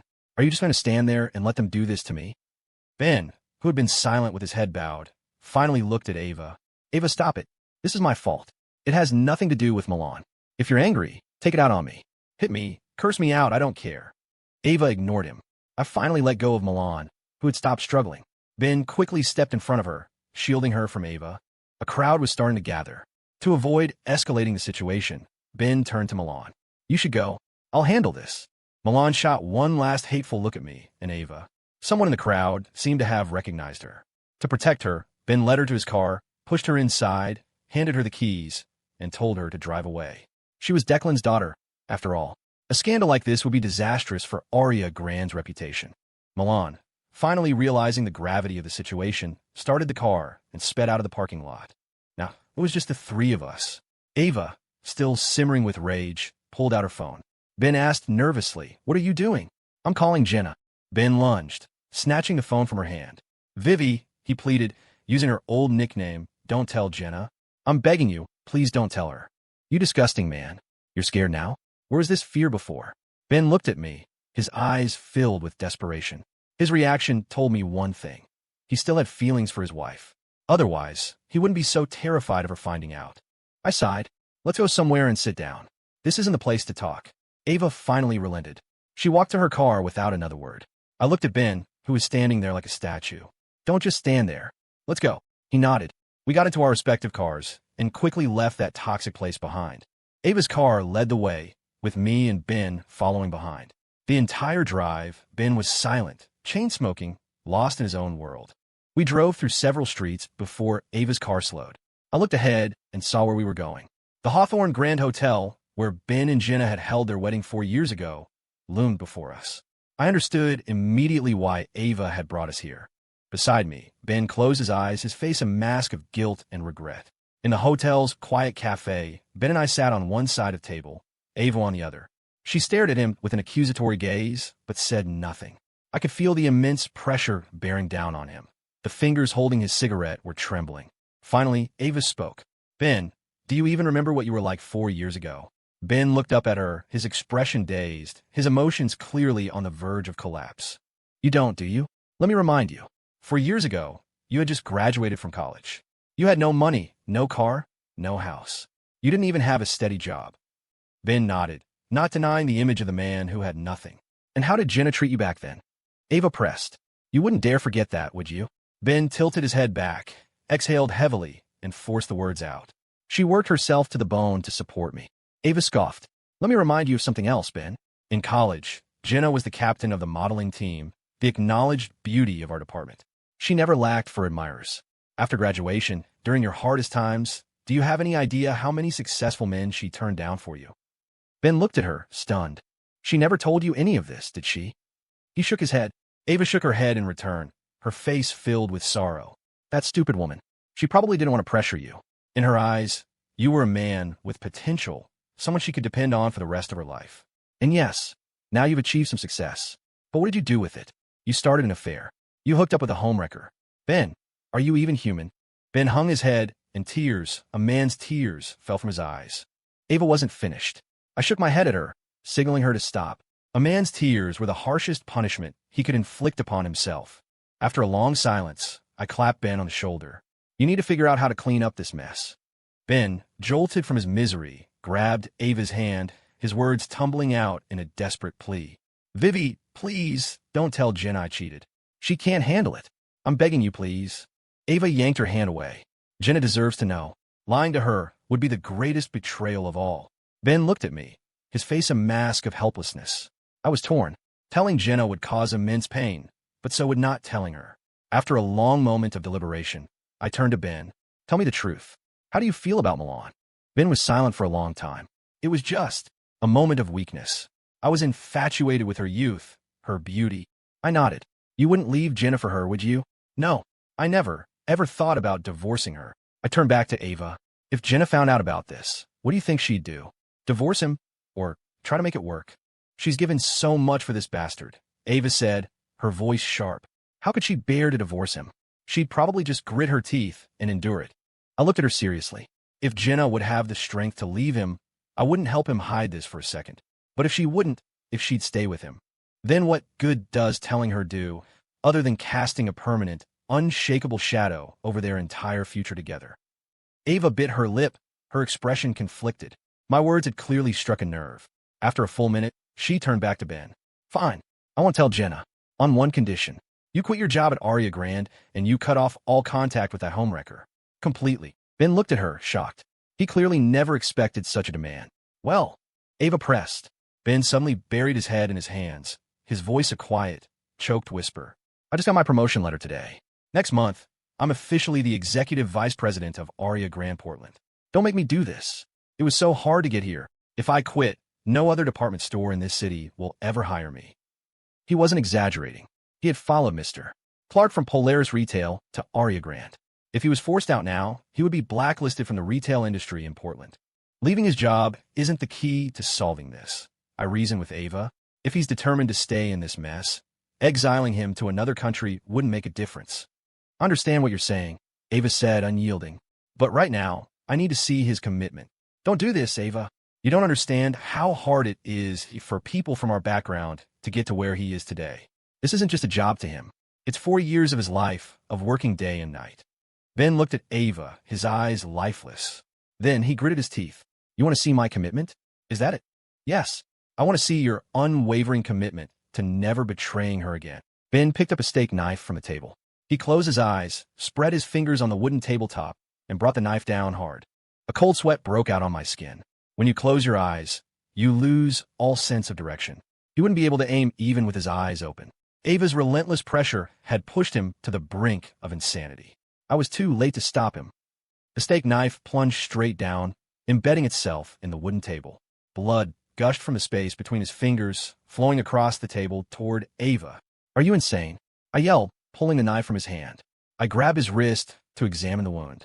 A wave of relief washed over me. Luckily, it had only sliced the skin between his ring and index fingers, but I could still see the glint of bone in the wound. Outside the hospital, we stood facing each other. Ben, holding a cigarette in his uninjured hand, took a deep drag and asked Ava, "Do you still doubt my commitment now?" Ava's demeanor had finally softened. She sighed. I believe you care about Jenna. Let's just say you and that woman had a moment of insanity. She paused. Forget it. Just remember this scar on your hand for the rest of your life. Ben nodded, said nothing more, and hailed a cab. The taxi quickly disappeared into the night. The night grew deeper, the world quieter. Ava and I stood side by side, neither of us leaving, neither of us speaking. In the endless silence, I had a strong feeling that what happened with Ben tonight was also a reflection of something between me and Ava. But what it reflected, I couldn't say.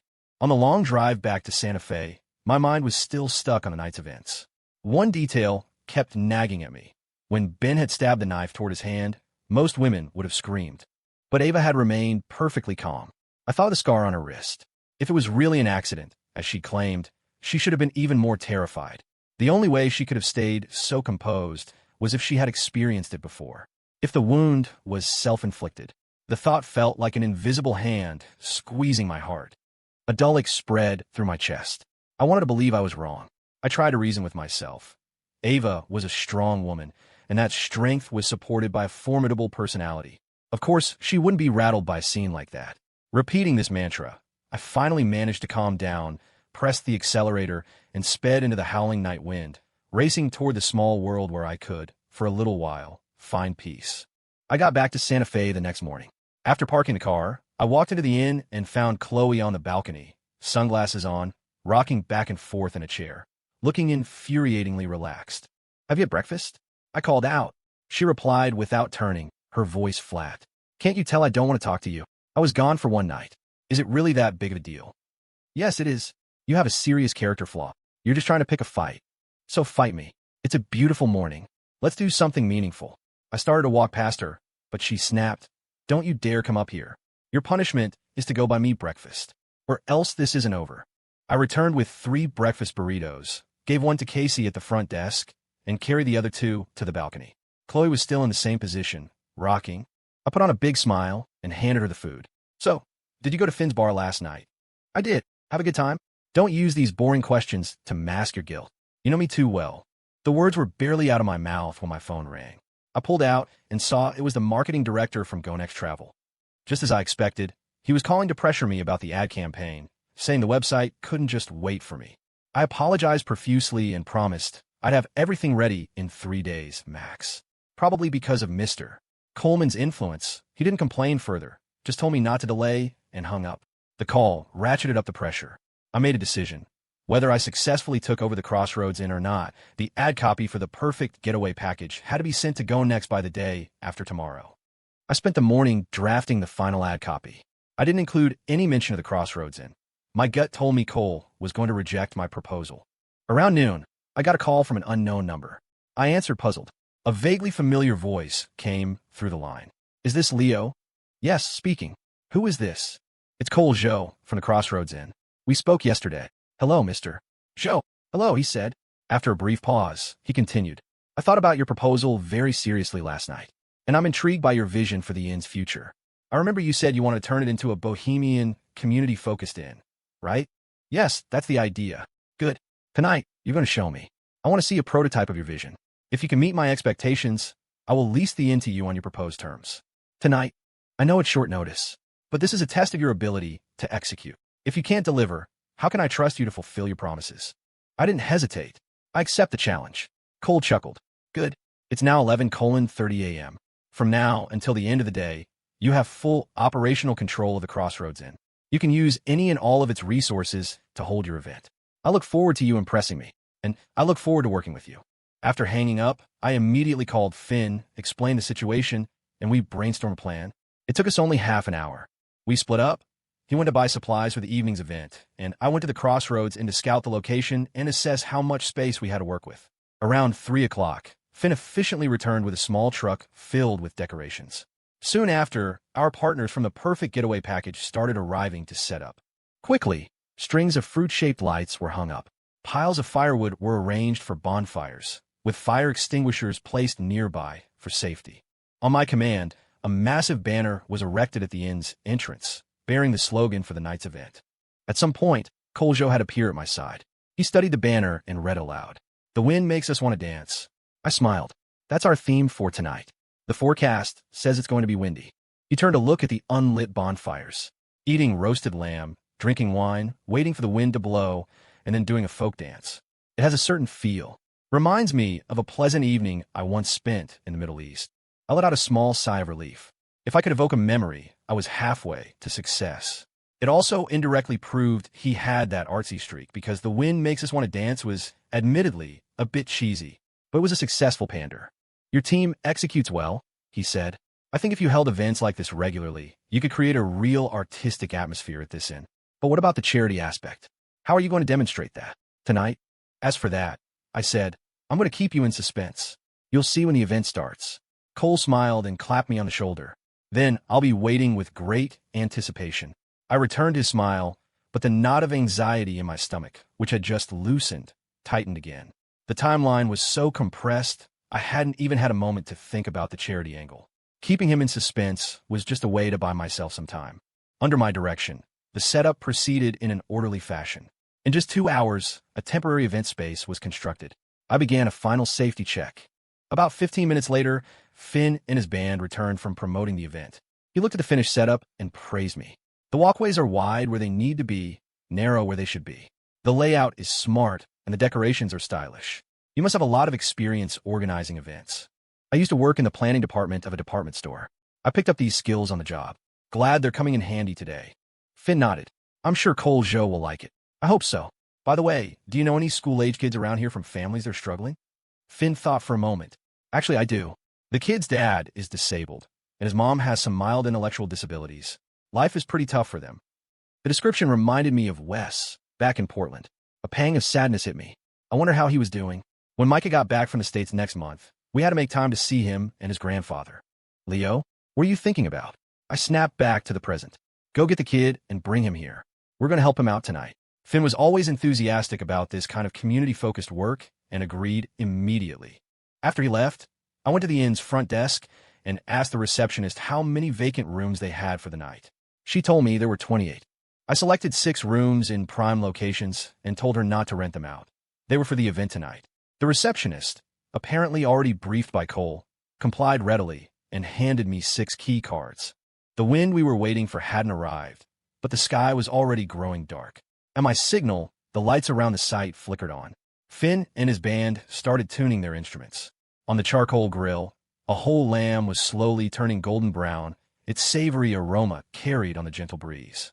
The twinkling lights, the crackling bonfires, the mellow music, and the smell of food intrigued passing tourists. They wandered into the courtyard to investigate and, captivated by the atmosphere we had so carefully crafted, decided to stay. As the sky darkened further, more and more people poured in, far more than we had anticipated. I took a microphone from Finn, got the crowd's attention, and said, "Good evening, everyone.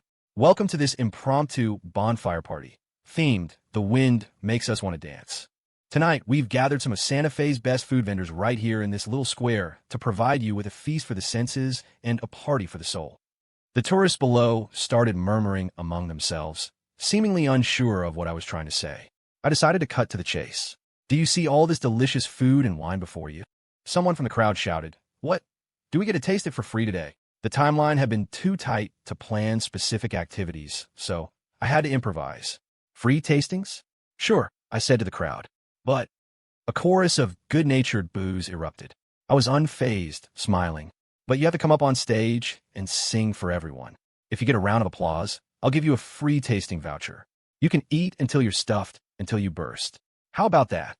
Someone immediately took up the challenge. A stylish young woman who clearly thought she could sing snatched the microphone from my hand and began to belt out a tune. Others who hadn't gotten the first chance were eagerly waiting for their turn. Most, however, were more interested in the food and were already paying for it themselves. Whatever their motives, the atmosphere instantly caught fire, and more tourists kept streaming in. Finn and I stood to one side, watching. Coleho stood on the other. Finn glanced at him, then said to me worriedly, "Leo, I admit you're a master at creating an event, but this explosive atmosphere isn't exactly what I'd call artsy. I'm afraid Cole won't like it." I instinctively looked to the east. "What's the rush? That wind hasn't started blowing yet, has it?" Finn followed my gaze and smiled. "You've already entered your artsy mode, haven't you?" I was basking in his affirmation when a sharp, twisting pain shot through my side. I turned to see Chloe, wearing sunglasses and a mask, her voice filled with mock hatred. "Leo, have you no shame? You organized this massive party and leave me to stare at the walls in the inn by myself." I pulled away from her and, over the din of the crowd, leaned in close to her ear. "This is an all-you-can-eat-and-drink fest for a huge crowd. You can't even take your mask off. Why would I call you? You can look, but you can't eat. That would just be torture." Chloe didn't waste words. She ripped off her mask. "How about now? I dare you to take off the sunglasses, too." She pinched my side again. "Are you ever going to stop?" I pulled away again, my expression serious. "Stop fooling around. I'm trying to get work done here." Chloe huffed, surveyed the scene, and said, "If I hadn't seen all the tourists heading this way, I never would have known you were throwing a party. So what's the deal? I thought you weren't going to work with him. Why are you using his place for an event now?" Her question didn't faze me, but it did spark a suspicion. I leaned toward her, Cole suddenly accepting my proposal today, giving me this chance. "It didn't have anything to do with you, did it? What are you talking about?" Her acting was flawless. I couldn't detect a hint of a lie in her expression or body language. I turned to Finn. "She went to your bar last night, right?" Finn nodded. "But I think you're overthinking it. She was at my bar, but Cole wasn't." I felt a little better. "What time did she leave the bar last night?" "Around 11. I immediately called Casey and had him check the security footage to confirm what time Chloe had returned. The answer came back, 11:10 p.m. My heart finally settled. There was no way she'd had time to meet with Coleho. My line of questioning finally dawned on Chloe. She ripped off her sunglasses and glared at me. "Leo, are you nuts?" She was cursing me out, but I didn't say anything. It was worth it. I couldn't bear the thought of her doing anything more for me. I already owed her far too much. When Chloe took off her sunglasses, she immediately drew a crowd of stares. I quickly stepped in front of her, and she put them back on. Luckily, with the flashing lights and surging crowd, no one seemed to recognize her. "Can you please stop taking off your sunglasses every time you get emotional?" I complained. "Well, stop doing things that make me mad." I sighed. "You've really become a diva now that you're a famous actress. Remember how easygoing you used to be?" Her tone softened instantly. "It's just because you make me so angry." I haven't changed. Seeing my objective was achieved, I didn't push her further. "There are too many people here," I said gently. "I have a lot more to do, and I don't have the energy to look after you. You should go back to the inn. But it's so much fun here. Why should I leave?" I frowned. "Why do you always have to argue with me? If you weren't a celebrity, you could stay as long as you want." As we were bickering, Coleho, who had been watching from the other side, started walking toward us. My urgency to get Chloe to leave intensified. I started to push her, but she dug in her heels, wrapping her arms around me like a vice, welding herself to me. Cole arrived at our side. I felt a flush of embarrassment and gave Chloe another shove, but she was like an immovable object. God knows where she got that strength from. Finn, unable to watch any longer, cleared his throat to get Chloe's attention. She just glanced back at Cole and continued to cling to me, making the situation incredibly awkward for everyone. I gave up struggling and offered Cole a weak smile as a greeting. He nodded back, saying nothing, just standing beside us. It wasn't until Chloe, exhausted, finally let go of me that he spoke, very politely. "Leo, could you introduce me to this young lady?" I nodded and said to Chloe, "This is Mr. Coleho. You saw him yesterday, but now you can be formally introduced." Chloe, not at all standoffish, smiled at him. "Hello. Hello." I then turned to Cole. "This is my friend. I assume you know her name?" He looked at me with some surprise and shook his head. I was even more surprised than he was. Could it be that he really didn't recognize Chloe? It wasn't impossible. There were so many celebrities in the world, and Chloe wasn't quite a household name yet. Chloe, naturally vivacious, didn't wait for my introduction. "My name is Chloe," she said. "A pleasure to meet you." "You too," she replied, but her gaze had already shifted to the tourists singing on stage, her tone slightly perfunctory. Cole didn't seem to mind. He stood there quietly, his attention also turning to the stage. Suddenly, a great gust of wind blew through, kicking up dust from the flower beds. Everyone instinctively squinted. The sound of wind chimes filled the air, the chaotic ringing gradually falling into a rhythm, until everyone listening stood frozen. The sight fell silent, but the aroma of the roasting lamb grew even stronger on the wind. It was now or never. I grabbed a microphone from the sound table, returned to the stage, and addressed the crowd. "Everyone, the wind has arrived. It's stirring the embers, blowing away the pretense, carrying the scent of wine and meat. It's making the wind chimes dance, and it has blown us all together tonight. So let's follow this wind and dance. Dance free from the shackles of fate. Dance into the river of happiness." As soon as I finished, the DJ dropped a track with a heavy, pulsating beat. After a moment of hesitation, the crowd began to sway to the rhythm. The natural barriers between people seemed to dissolve. They drew closer to one another in the wind, until even the bonfires seemed to take on human emotion, flaring high and then sinking low, bright and then dim. The atmosphere grew more and more electric. I was swept up in it myself, the bold, unrestrained side of my personality taking over. I raised my voice and shouted, "Listen up, everyone. Tonight is about having a good time. All food and drink are on me. I'm paying for this party." A roar of approval went up from the crowd. The wind picked up again. I didn't know if the wind had made our night, or if we had made the winds. Dancing, drinking, eating roasted lamb. Everyone seemed to have shed the burdens of their lives and become completely uninhibited, breaking through the deep of the night, surrendering their truest selves to the howling wind, accepting the baptism of time. After partying with the crowd, I went back to Cole's side. I looked at the still reveling masses and said, "Art isn't about arrogant self-admiration. It's about the release of the human spirit. Do you agree, Mr. Joe?" Cole seemed lost in thought. After a long moment, he finally nodded. "I approve of the humanistic spirit this event has given the inn." "Thank you for your approval." He nodded again, but said nothing more, as if waiting for me to reveal the charity aspect of the inn. Just then, Finn pulled me aside and whispered, "Leo, you're insane. Do you have any idea how much it's going to cost you to pay for this entire crowd?" I felt no burden. Whatever it costs, I think it's worth it. Finn sighed. "I just hope Cole is satisfied tonight. Otherwise, all this cost you're sinking into this will be for nothing." I didn't reply. My heart was calm. I had done my best tonight. Whatever the outcome, I had nothing to regret. I found a quiet corner away from the throng and lit a cigarette to rest. In a little while, I would start the final phase of the event. Success or failure hinged on it. I needed a smoke to relax. The wind was blowing harder now. The smoke from my mouth was whisked away before it could even mingle with the air. I had a premonition that an unexpected rain shower was coming.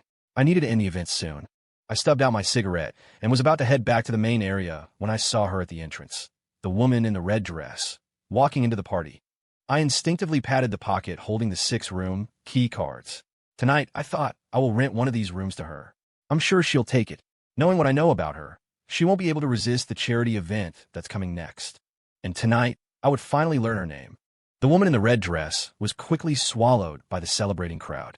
Busy with ending the event, I didn't pay her much attention as I strode toward the stage. I took the microphone from the host and, glancing at the time, said to the crowd, "Everyone, it looks like a big storm is coming. We might have to end our event a little early tonight." Someone in the crowd immediately shouted, "So what if it rains? Getting a little wet is no big deal. It's a shame to end such a great party so soon." Someone else chimed in, "Hey boss, are you worried about the cost of all this free food and drink you gave us? Don't worry, we can pay for it." I smiled. "You've all misunderstood. This event was put together so hastily that we don't have any rain protection. A lot of the equipment and cooking gear can't get wet. Please understand. We'll be holding events like this often in the future. We welcome you all to come back to Santa Fe anytime." People looked up at the sky, which was indeed filled with heavy, dark clouds, and finally stopped protesting. I had the vendors distribute the remaining food and wine to the tourists, then signaled for Finn to bring the boy from the poor family onto the stage. He stood beside me, looking timidly at the crowd that had just been reveling. I refused to let the thought finish. I sighed softly before bringing the microphone to my lips. "We held this event tonight, not just for everyone to have a good time, but for another reason as well. We hope you can all show your generosity and help this child. His family is in a very difficult situation." Before I could finish, a loud voice from the crowd interrupted. "So, you want us to donate some money? No problem. Just for your generosity tonight, boss, I'll donate $100. The rest of you step up, okay?" He pulled a crisp $100 bill from his wallet and handed it to me. The crowd murmured in agreement.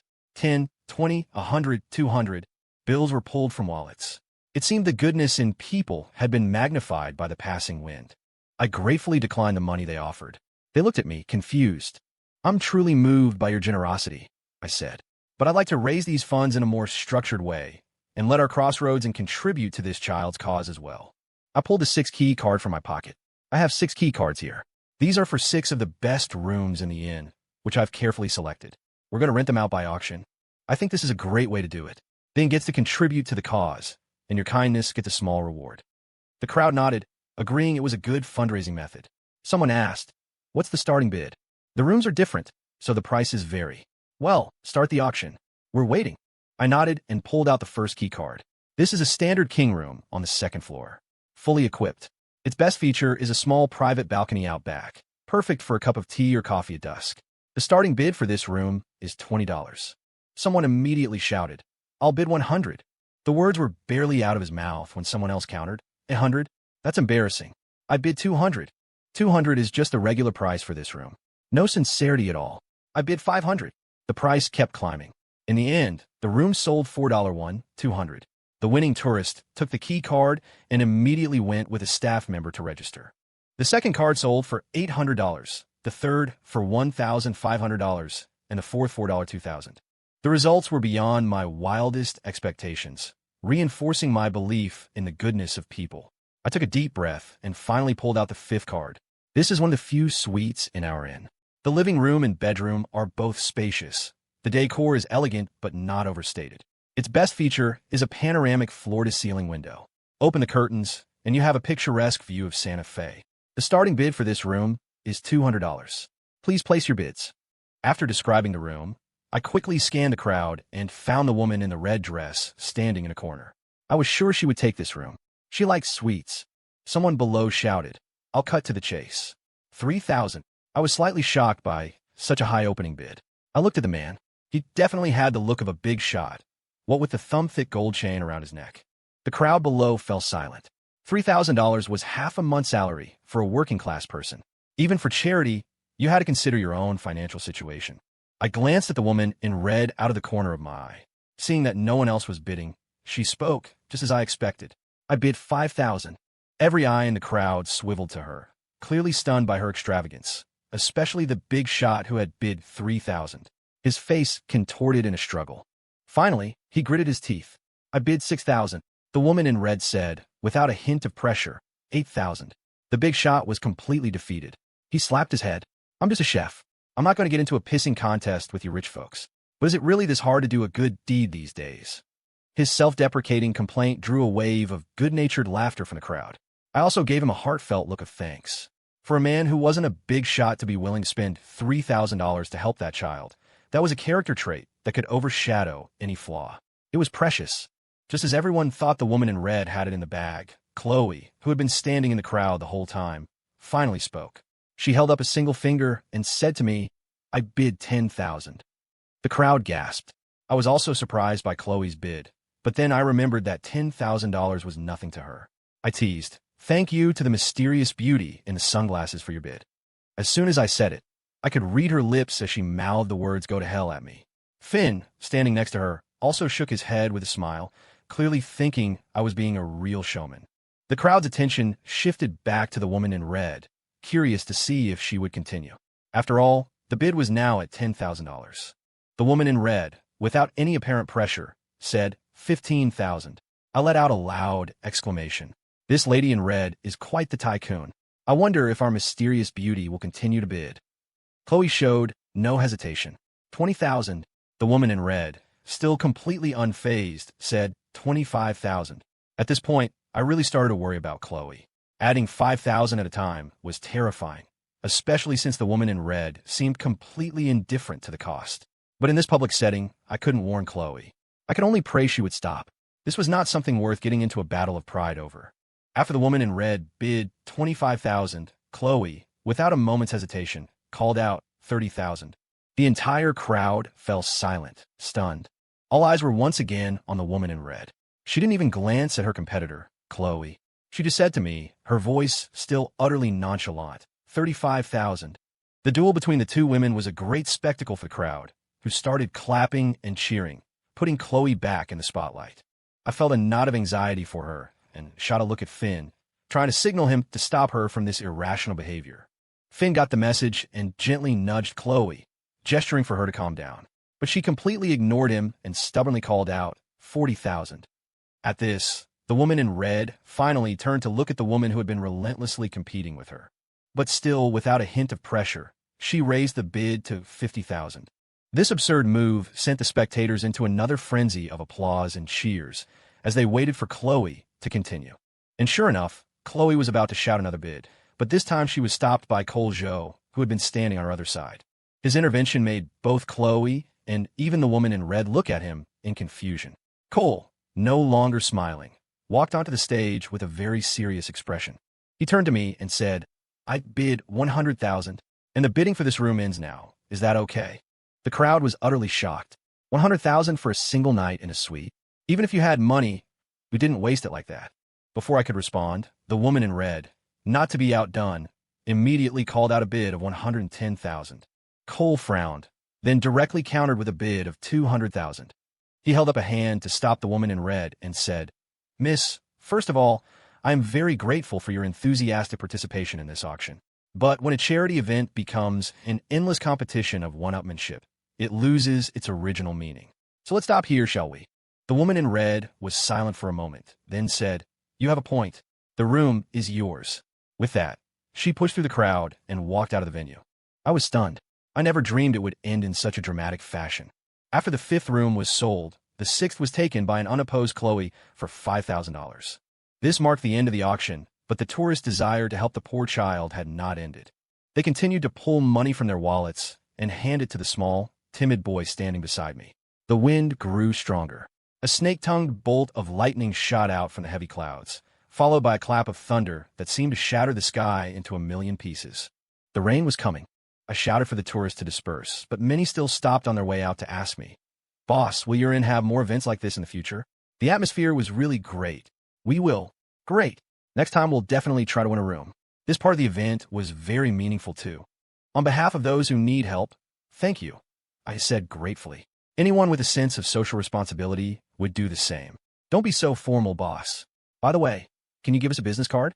Next time we come to Santa Fe, we'll call you directly and stay at your inn." I thanked them again, then grabbed a thick stack of my business cards from my car and handed them out. They took the cards and gradually dispersed. The sight grew quiet, and a long brewing storm finally broke. The rain, accompanied by lightning and thunder, came down in sheets, as if angrily washing away all the filth in the world. Unable to make it back to the inn in time, Chloe and I stood side by side under an awning left behind by one of the vendors. The rain was so loud that I had to raise my voice to be heard. "Let's go inside the inn. This awning is too small. Don't you think this is romantic?" It's the first time I felt so close to the rain without getting wet.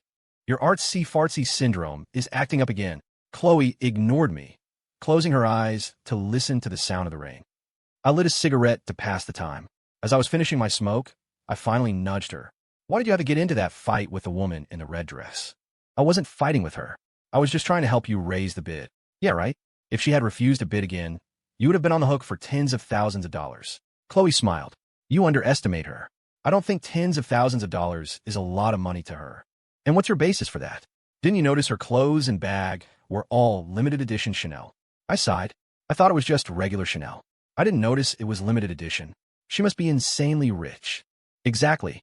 So, 100 or 200,000 is just the price of an outfit for her. But for the kids who need help, it's a different story. Why not push the bid a little higher? But what if, and I'm just saying what if, she had refused to bid again? What would you have done? "You shouldn't do such risky things in the future." Chloe replied nonchalantly, "If she didn't bid, she didn't bid. I can still afford a few tens of thousands. When I think about how it can improve those kids' lives, I think it's worth it." "You're a good person." "Oh, shut up. Don't you dare give me the good person card. Don't get so worked up. I really do think you're great. I mean, these days, if a celebrity donates even a penny to charity, they have to find a way to package it for their own publicity. Compared to them, you're a rare find." Chloe looked at me, but said nothing, which made me a bit uncomfortable. I tried to hold her gaze calmly. In the distance, Coleho was walking toward us, holding a white umbrella. My gaze finally shifted from Chloe, and my heart began a race. I could no longer remain calm. I knew he was coming to tell me the result. Whether I could take over the crossroads depended on his next words. The silent Chloe also looked toward the approaching Cole, her expression even more tense than mine. To ease the tension before he arrived, I whispered to Chloe, "Why do you think Cole bid 200,000 after the woman in red bid 110? He was clearly against turning a charity event into a competition." "What are you implying?" "I believe he hates that kind of one-upmanship, but I also think he was defending a lady's honor. After all, that woman in red had been competing with you for so long. He had to help you save face. Otherwise, when she bid 110, there was no need for him to raise it further." Chloe glanced in Cole's direction. "Even if that's true, I wouldn't necessarily be grateful." "Seriously? I think he's a pretty decent guy, considerate and refined. Seriously, I can't stand those typical nouveau riche energy tycoon types. I didn't reply to Chloe. I'd only brought up the topic to ease the tension, and with Cole getting closer, there was no point in continuing the conversation. He finally stepped under the awning, collapsed his umbrella, and spoke to me, his voice as calm as ever. You worked hard today. It wasn't hard work. I gained a lot from today, too. Cole nodded, then pulled a check from his pocket and handed it to me. I won the bid for the 5th suite. This check is for you. I smiled apologetically. Holding an event that you're in, and in the end, you're the one paying for the donation.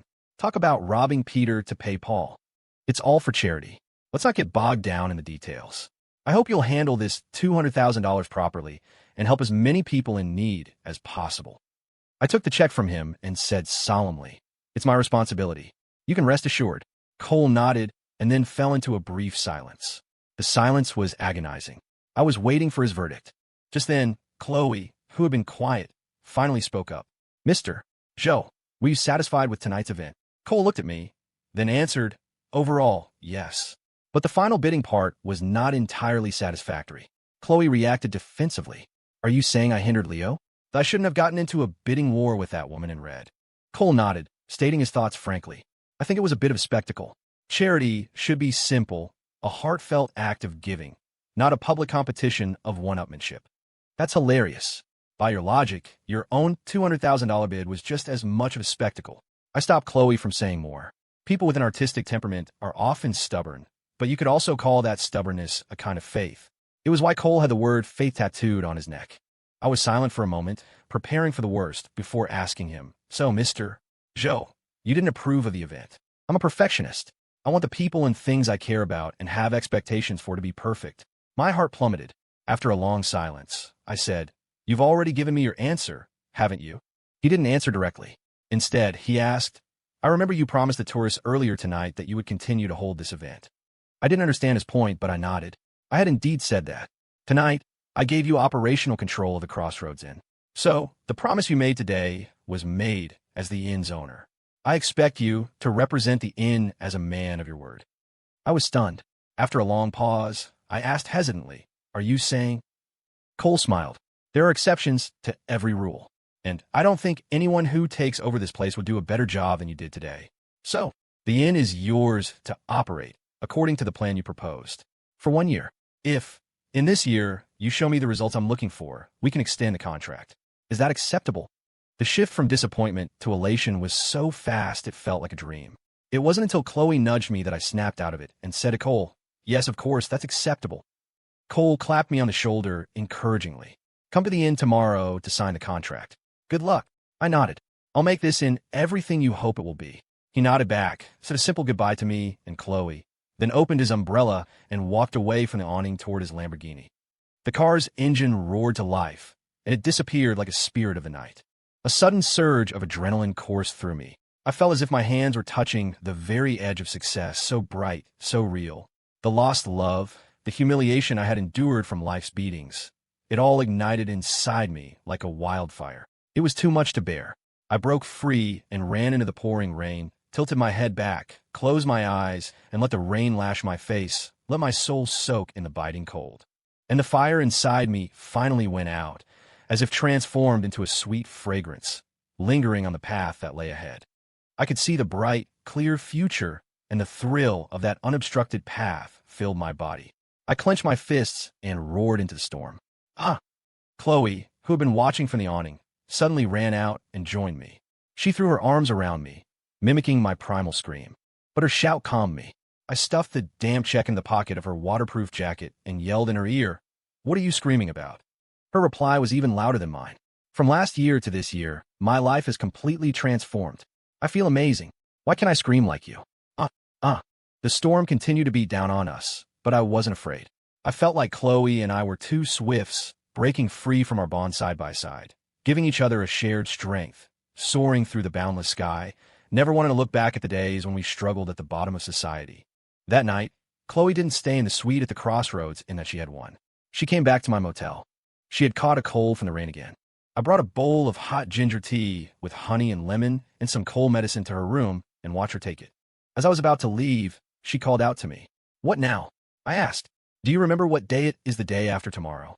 I tried to recall, but my mind was a blank. Is it the anniversary of the day we met or something? You idiot. It's your birthday. Why else do you think I would brazenly show up in Santa Fe to find you? I did the math, and it hit me. It is my birthday. I completely forgot.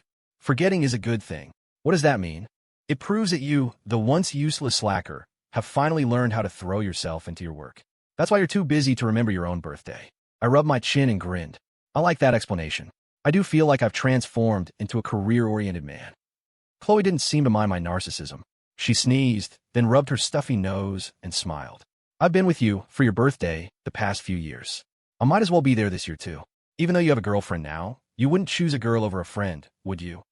The mention of Micah brought a strange, indescribable feeling to my heart. She was even busier than I was. She definitely wouldn't remember my birthday. And even if she did, she wouldn't be coming back for it. It was just a birthday, so it didn't matter. But still, a small part of me hoped she would at least call to say happy birthday. Chloe waved a hand in front of my face. What are you spacing out about? Thinking about what present you're going to get me. By the way, give me a big cake this time. Nothing smaller than 14 inches. After all, you've escaped poverty and joined the ranks of the wealthy.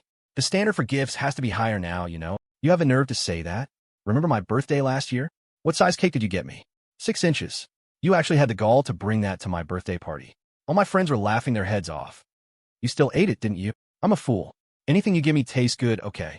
I don't know why, but that complaint, meant as a jab, touched a part of me I often ignored. I had a sudden urge to go out right then and buy her a 14-inch cake. When it came to the small details of life, I was always careless with her. And she, who seemed so carefree, always saved her rare moments of attentiveness for me. After saying goodnight to Chloe, I went back to my room. After a quick shower, I fell into my usual habit, lying in bed, smoking, staring at the ceiling, and letting a sense of profound loneliness wash over me. I didn't want to call anyone, though. I just stewed in it. Loneliness, I decided, was the one thing I was truly good at these days. It had a lot to do with Micah being in the States. The time difference, our separate, demanding jobs, it made real communication feel like a monumental effort. My birthday was the day after tomorrow, and a sudden, sharp longing for my parents hit me. I miss being back in Indianapolis, miss the birthday cakes they present right on schedule every single year, miss their smiling faces. I smiled at the memory, then stubbed out my cigarette in the ashtray. I sat up and opened my laptop, deciding to integrate my newly acquired into the perfect getaway package I was building. The hours bled away, and before I knew it, it was 2 in the morning. I finally had a new proposal drafted. I attached the photos from today's charity event and fired off the email to the marketing department at GoNext Travel. Just like that, a problem that had been weighing on me for weeks was solved. The tension that had been coiling in my shoulders for days instantly unwound, and a tidal wave of exhaustion crashed over me. I splashed some water on my face and collapsed onto the bed, waiting for sleep to take me. But even though I was bone-tired, my mind wouldn't shut down. I lit another cigarette and resumed my vigil with the ceiling, trying to figure out why, on this of all nights, I couldn't find any peace. I couldn't come up with an answer. I picked up my phone again, opening WhatsApp, then Facebook. I thought about posting something just to feel like I existed, but after a long moment of staring at the blank screen, I realized I had nothing to say. I've been drifting outside of everyone's orbit for a long, long time. My eyes were wide, staring at the screen. Micah's profile picture was right there, a click away, but I had this stubborn habit of not reaching out precisely when I needed her most. Maybe I was a perfectionist. I wanted to think of her, and poof, have her materialize like a spring breeze. But reality was a harsher thing. She wasn't a breeze. She was a busy woman with her back to me, both of us stuck in different scripts. She had Abner by her side, and I had Chloe. And yet, that didn't change the fact that we were together. Maybe this beautiful, complicated mess was just what being young was supposed to feel like. I closed my eyes and exhaled heavily, about to shut everything down when I saw it in my Facebook Messenger list. Aura Creative was online. I double-checked the time. It was 2:30 in the morning. Ava was still awake. I sent her a message. The proposal for the perfect getaway package is in GoNext's inbox. A moment later, she replied, "Good. That's a relief. You got this." "Yeah. Well, thanks for your help on this one. Is that all I get?" Thanks?" she teased. "What do you want?" "Your birthday is the day after tomorrow." "Wait, it's after midnight. It's tomorrow. You're not planning on throwing a party." I was surprised she remembered. "You still keep track of my birthday?" "Of course. I already ordered you a cake. And now you have the perfect excuse to buy me dinner." "Buying you dinner on my birthday is the definition of a cheap excuse. I'll take you out properly some other time. This girl is a busy woman, you know. Even if you want to treat me, I have to find the time. Her calling herself this girl was a little weird, but I didn't dwell on it. Fine, if you don't mind, it's a plan. Okay. Oh, by the way, Jenna and Ben are coming down to Santa Fe tomorrow evening to celebrate with you. They're coming too. Her reply was swift. They need a little trip like this, a change of scenery to spice things up. You get it. I sent back a thumbs up emoji. It was probably for the best. I was always a little wary of being alone with Ava, even if she was playing the part of a wise older sister. I paused, then typed, "What are you doing up so late?" Landed a huge government project. I'm running point on it myself, so it's been all-nighters for a while now. I wanted to ask if Nathan was there with her, taking care of her, but I swallowed the words. Right, government contracts are no joke. Just make sure you take care of yourself. Don't burn out. The work has to get done. Spare me the meaningless platitudes. It's late. I'm heading home. You get some rest. All right. You sound exhausted. Drive safe. I know. See you tomorrow evening. See you tomorrow. Despite the insomnia, I was up early the next morning. I was signing the sublease for the Crossroads Inn with Coleho, and the excitement was a jolt of pure adrenaline. It felt like the best possible 27th birthday present I could give myself. At 9, I met up with Finn, and we started walking toward the inn. On the way, I stopped at the bank, withdrew $3,000 in cash, and handed it to him. Take this and split it among the vendors who helped out yesterday. Finn pushed it back. $3,000 is a lot of money, man. You keep it. We can cover yesterday's expenses from the tourist donations. My face hardened. Absolutely not. A man's word is his bond. Every single cent of that donation money goes to those kids. You say that, and now I feel like a heel. I clapped him on the shoulder and grinned. You were just looking out for me, and I appreciate it. Oh, by the way, Coleho gave me a check for $20,000 yesterday. You should think about how we can turn that into something useful for the kids, too. Finn nodded. Yeah, cash isn't the best way. I'll think on it, and we can talk later. As we were talking, my phone rang again. For a split second, my heart leaped. Maybe Micah was finally done with her day and calling me. I fumbled it out of my pocket, but my hope immediately deflated. It was CC. I pressed the phone to my ear with a subconscious pout. CC, what's up? Calling me so early. Just giving you a heads up. Robin and I will be in Santa Fe this evening. We didn't forget your birthday, you know. You guys. I'm actually touched. Seriously, save the waterworks until you see the present we're bringing you, she said, her voice dripping with nonchalance. What is it? Something that will move you beyond all words. Impossible. Ever since I figured out how cruel life can be, I'm rarely moved beyond words. Don't speak too soon, Leo. If you're not moved beyond all words, Robin and I will be too ashamed to even show our faces. She sounded so certain that my curiosity was piqued. You and Robin don't have jobs. Just bring it over now and let me see it. Can't. It's not here yet. The gift is still on its way. Her answer left me speechless. After a beat, I said, on its way. You just bought some cheap crap on Amazon, didn't you? What's with all the mystery? Call the delivery guy and tell him to hurry up. You could probably have it in an hour. You don't have to wait until this afternoon. The silence on her end was even more profound than mine had been. I can't even with you, she finally said. Just wait. This evening, you'll see your gift, and you can be moved then. And with that, she hung up. I chuckled, shaking my head. What kind of gift could it be? I don't care. The only thing that could truly move me is if Micah were standing right in front of me, as my girlfriend, wishing me a happy birthday in person. After the call with CC, I put her so-called gift out of my mind and continued with Finn toward the Crossroads Inn. I heard you talking about a birthday present, Finn said as we walked. It's your birthday? Yeah, tomorrow. You're a real piece of work. You know that? He said, genuinely annoyed. If I hadn't asked, you wouldn't have even said anything. It's in a crazy few days. If Chloe hadn't reminded me yesterday, I would have forgotten myself.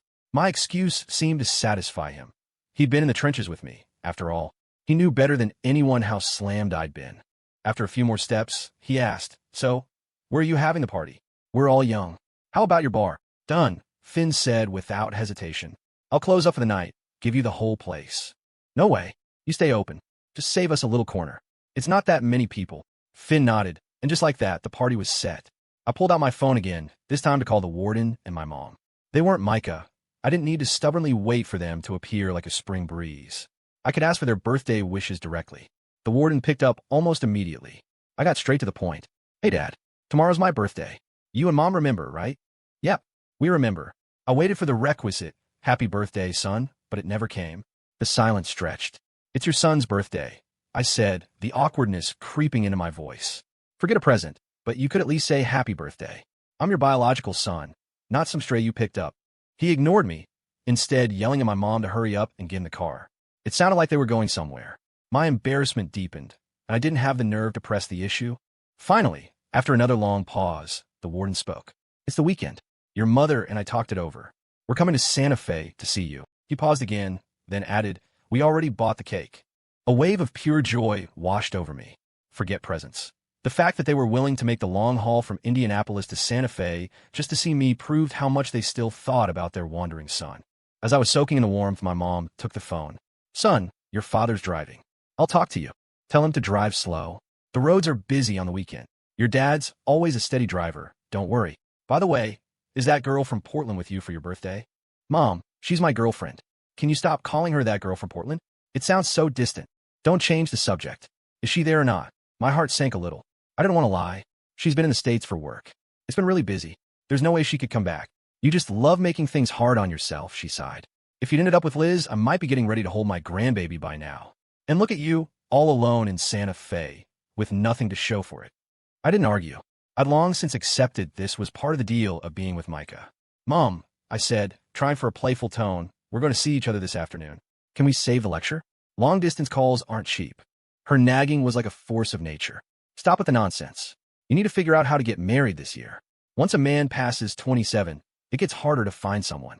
I gave her my standard empty promise, vowing that I'd be married before I turned 28. As usual, it worked. Her complaining ceased, and we ended the call. Me resigned, her satisfied.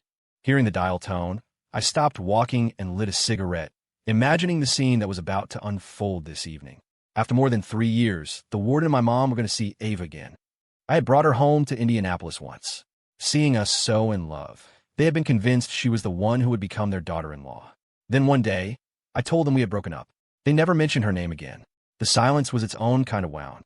After all this time, how would they feel seeing her again? I hoped they would be more at peace with it than I was. The rights and wrongs of the past were just that, past. They were old enough to flake away from my life at any moment. Then I thought of Micah again. It was infuriating. My friends and family were all converging on Santa Fe for my 27th birthday, and she hadn't even sent a single text. But as unhappy as I was, I still refused to be the one to remind her. I was still holding out, hoping she would, without any prompting, drift into my 27th year like a soft spring breeze. We finally reached the crossroads inn. Coleho already had the contracts ready. It took us all of 10 minutes to go through the formalities. The second my hand clasped his, I had a powerful premonition. My life had finally turned off the winding dirt track and merged onto the main highway. After we signed, Finn told Cole that tomorrow was my birthday and invited him to the party at his bar. Cole happily accepted. My party had just gained another guest. And yes, I consider Cole a friend now. He could be obsessive, but he was sincere. Being around someone like that, you didn't have to waste energy on mind games and politics. For an energy tycoon, that was a rare quality. Around 3 in the afternoon, Ben's Audi A4 and Ava's Cadillac CTS pulled up in the empty lot next to the inn. I was outside waiting for them. The car doors opened. Jenna and Ava each walked toward me carrying a cake box. Ben followed behind them, a smile on his face, the gloom from the past few days completely gone. Jenna gave me a warm hug, just like old times, handed me the cake, and wished me a happy birthday. Then came Ava. She just looked at me and smiled. I took the cake from her. She glanced around. Micah didn't come back for your birthday? I wasn't surprised she'd ask. Micah was my girlfriend. More than anyone, she was the one who should have been here. A familiar flicker of disappointment went through me. She's in the States. You knew that. But Robin and CC are on their way. And my parents are coming too. Ava's expression instantly turned unnatural. Her eyes darted away. But just as quickly, she regained her composure and forced a smile. It's been a long time since I've seen your aunt and uncle. I nodded. More than 3 years. She said nothing, just turned her gaze to the shimmering Santa Fe River beside us. I followed Ava's gaze to the river. It was as if I could see our past life, shattered by time, its fragments carried away by the current. Under the sun, they flashed silver for a moment before the wind scattered them at the river's end. But a trace of the old feelings lingered in my heart. I suppose all beautiful things are born from imperfection.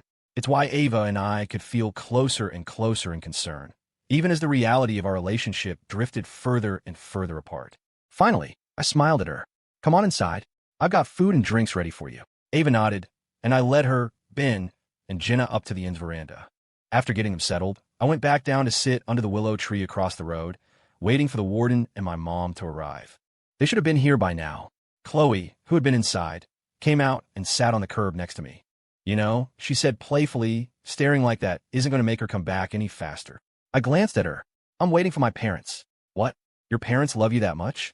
They're coming all the way from Indianapolis for your birthday. I shot her a look, stuck a cigarette in my mouth, and lit it. Are we still friends or what?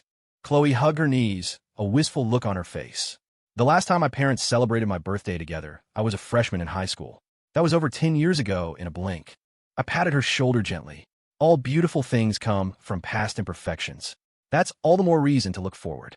Look at the incredible career you have ahead of you. People fight their whole lives for that and never get it. She nodded. Then a look of panic crossed her face. Oh God, Leo, I'm screwed. I'm the one who dragged you back to Portland from Indianapolis last year. You lost your fiancé because of me. Your parents must hate my guts. When they get here, I have to hide. Don't act like you're a fugitive on the run. A fugitive needs to have style, she said, her voice laced with genuine panic. I need to pack my things and get out of here.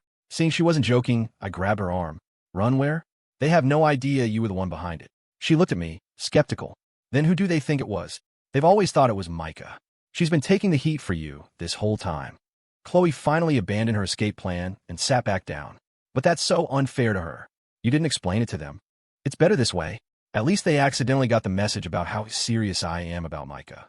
It saves me from them constantly trying to drag me back to Indianapolis.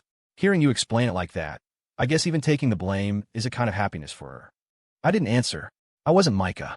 I couldn't be the judge of her happiness. During the long wait, I called my mom. She and the warden had crossed into New Mexico. They'd be in Santa Fe in half an hour max. 10 minutes later, I got another call. I thought it was CC, but it was the marketing director from Go Next Travel. He told me that after receiving my email this morning, they had launched the perfect getaway package on their site at noon. In just a few hours, they'd already sold 68 packages. He was calling to tell me to get ready for a surge of tourists. I thanked him, a feeling of pure satisfaction spreading through me. From a purely financial perspective, this meant a gross profit of at least $1,000 a day. In all my 27 years, I had never experienced anything like it. I had a strong feeling that the first real money I'd ever make was just around the corner. In this moment of triumph, my desire for Micah to be by my side, to share in this success, grew even stronger. But she hadn't contacted me in 2 days, not even a single WhatsApp message. The satisfaction curdled into a quiet resentment, and though I knew she was busy, I couldn't help but feel a little slighted. As my mood soured, I dialed CC's number again to see when she and Robin would arrive. I was already planning to bring my guitar to Finn's bar tonight and jam with them. After a short wait, CC picked up. I didn't waste any time. Where are you and Robin? We haven't even left yet. What do you mean you haven't left? It's almost 4 o'clock. I know. The present we got for you just arrived in Portland. Don't panic, we're leaving with it now. 4 o'clock is prime time for deliveries. You really did buy me a present online, didn't you? I swear you guys. Buying a gift online is insincere enough, but you couldn't even spring for decent shipping? This friendship is over. CC cut me off impatiently. Are you done? What's with all this about deliveries? Did you take the wrong pills today, or something? You're the one who's crazy. If you weren't waiting for a delivery, why the delay? That's it. Leo, I'm done, she said with a sigh. I can't communicate with you. Then stop being so mysterious, and just tell me what the gift is. I already told you. I don't care if you bought some cheap junk online. I've been mentally prepared for it since last night. As soon as the words left my mouth, I heard Robin's voice explode in the background. What the hell are you still talking to him for? Hang up the phone now. CC, ever obedient to Robin, hung up without so much as a goodbye. I was left staring at my phone for a long moment before muttering to the dead air. You're the one who's the hell. Another 20 minutes passed. Finally, I saw it. The warden's old Ford Taurus, chugging toward the inn, trailing a plume of black smoke. I jumped up to meet them, guiding my dad into a parking spot. By then, Chloe, and even Ava and the others from the veranda, had come down to greet them. With everyone watching, the warden opened his door and climbed out. My mom got out of the back seat with a cake box, already complaining. See? Insisting on living in Santa Fe. Every time your father and I come to visit, the drive just about rattles our old bones to dust. I shamelessly took the cake from her and started giving her a solicitous back rub with my other hand. But then I noticed my dad, standing on the other side of the car, staring directly at Ava. He seemed utterly surprised to see her there. The moment of eye contact lasted only a second before Ava looked away from the warden's surprised gaze. "Hello, Uncle," she said softly. The warden, ever a man of few words, just nodded. Just then, my mom noticed Ava, her surprise even greater than my dad's. "Honey," she asked instinctively, "when did you get back to the country?" Ava lowered her head, her voice catching. "Auntie, I came back last year." My mom looked at me. I avoided her gaze, my own heart aching at her use of honey. It was as if my mom hadn't moved on from her old role, but Ava and I had drifted so far apart. Soon she would probably be married to Nathan. Who would want to remember those days in Indianapolis when she was the honey my parents adored? Just then, Jenna and Ben started greeting my parents, breaking the indescribable tension. I seized the opportunity to lead everyone into the inn. I got my parents a room so they could rest after the long drive. As I was about to leave, my mom stopped me. "Leo, that girl who's always wearing sunglasses. She looks so familiar, but I don't think I've ever met her before." I knew she was talking about Chloe. I smiled. "If she took off the sunglasses, you'd recognize her instantly." My mom frowned. "Were you two an item at some point?" To avoid unnecessary trouble, I quickly replied, "No, we're really just friends. We've known each other for years." A thoughtful look crossed her face. "But she looks so familiar. Where have I seen her before?" I left my parents' room and was heading downstairs to wait for Robin and CC when I passed the veranda. Ava was standing by the railing, staring blankly into the distance. After a moment's hesitation, I walked quietly over to her. "What are you looking at?" I asked, standing beside her. "The sunset in Santa Fe is beautiful." I looked down. The fading light cast a soft glow on the new willow branches, which dipped into the clear river water. When the wind blew, ripples spread out from the branches, a calming, beautiful sight. I closed my eyes, greedily breathing in the scent of green, living things. After a long moment, I opened them and smiled at Ava. "See? Choosing to start my business in Santa Fe was a brilliant decision. I'm basically getting paid to live inside a painting." Ava smiled, but said nothing, letting the evening breeze tangle her hair. I fell silent, too. We stood there without a word until the woman in the red dress from before walked past on the stone path below. On impulse, I called out to her, "Hey, out for another walk." She stopped and looked up at me, then at Ava beside me. "Out cheating on your girlfriend again?" Ava's face immediately soured. "She's just joking," I whispered to Ava. "Don't mind her." Ava reined in her temper. "Why would I mind?" she said coolly. I quickly turned back to the woman in red. "Can you not hang around the street all the time? Am I in your way?" I shot her a meaningful look, trying to signal her to leave before she said something else to provoke Ava. The woman seemed to get the hint. She gave me a contemptuous middle finger and, finally, stopped giving me a hard time, continuing on her way. But watching her leave, I regretted ever speaking to her. If I hadn't been a smartass, she wouldn't have said that I was cheating on Micah. I was still standing by the railing, but Ava had moved to a wicker rocking chair about 6 feet away. "You know, Leo," she said with a self-mocking laugh, "it's ironic. Now I'm the girl you're cheating with." I didn't speak, but I understood her feelings. Even though we'd been broken up for years, we couldn't change the fact that we were each other's first love. If the roles were reversed, even as a joke, I would find it hard to be called the other man in her relationship. After a tense silence, Ava's voice turned cold. "Leo, Nathan proposed to me this morning." A dull, unbidden ache pulsed in my chest. I couldn't speak for a long moment, but I managed to force a smile. "That's great. You two can finally make it official." I turned him down. "Why? I don't know. Maybe because I can't picture what my life would be like married to him. It scares me." Her confession sparked 1,000 things I wanted to say, but the words died on my lips. I just stared at her wide-eyed. "Leo, tell me, was turning him down the right thing to do?" This time I found my voice. "You shouldn't be asking me. You've always known your own mind. Everything around me has changed, and it makes me feel like I should marry him, but I just can't bring myself to do it. It's a struggle I can't describe, but it's awful. I feel completely trapped. Like you said, everything has changed. So just be patient and wait for the day you find the courage to marry him. When that day comes, I'll be the first to sincerely wish you both happiness." Ava nodded. Without another glance at me, she stood up and walked back toward her room. I didn't watch her go. Instead, I let out a heavy breath and, in the calmest state I could manage, picture my future with Micah. I was going to marry that beautiful woman. Time ticked by. It was 5:30 in the evening, an hour and a half since I had last spoken to CC. Given the drive, they should have arrived by now. I couldn't resist calling them again. It rang for a long time before someone picked up. "What's with you two?" I complained. "You could have gotten to Santa Fe by now on a tractor." A tractor? For a second, I didn't recognize the voice, but I continued on reflex. "Remember, you're driving a car. A car needs to be driven with guts. It's a short hop from Portland to Santa Fe. I could do it in an hour tops. A gentle, refined laugh came through the phone. Yes, you certainly drive with guts. No wonder you crashed your car into a tree last time. I froze. My brain raced, trying to remember, besides Micah, who knew about the accident. Did I even need to think? Who else could it be? Sure enough, down the street, a white VWCC was heading our way.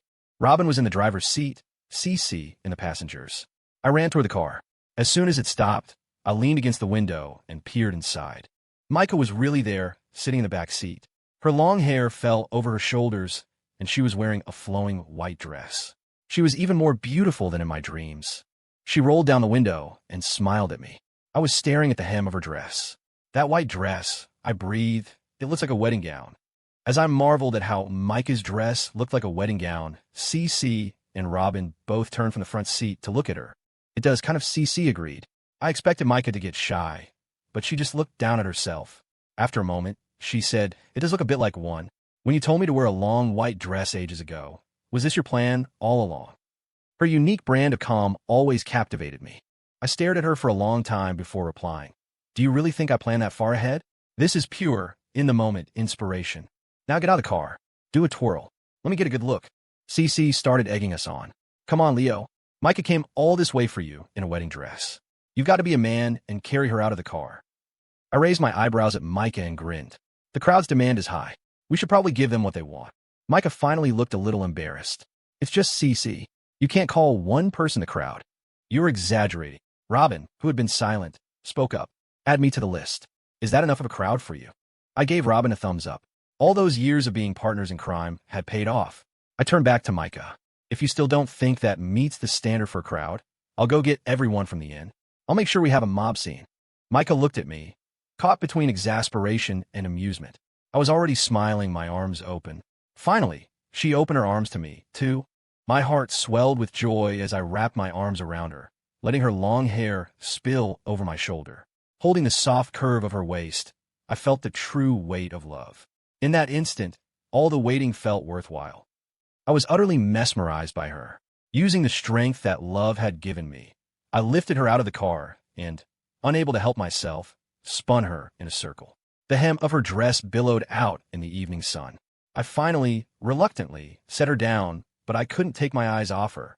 It was the first time I had ever seen her in a dress, and I wanted to etch the perfect image of her into my memory. In her professional life, she rarely wore something so ethereal, so much like a wedding gown. Robin and CC finally joined us.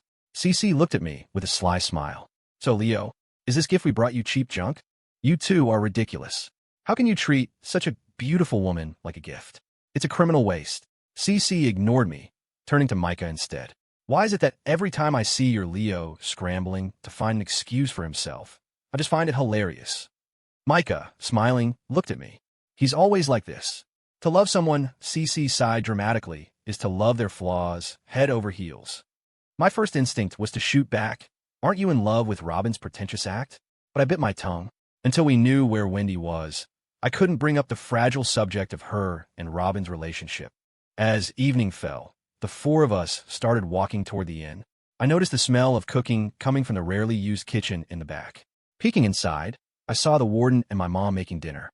It looked like they were planning a family feast. That was good. It would have a much better atmosphere than a restaurant, and the warden was a genuinely good cook.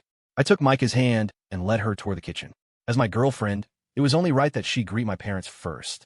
Inside, my mom was washing and chopping vegetables while the warden manned the stove. They were so busy they didn't notice us. I raised my voice.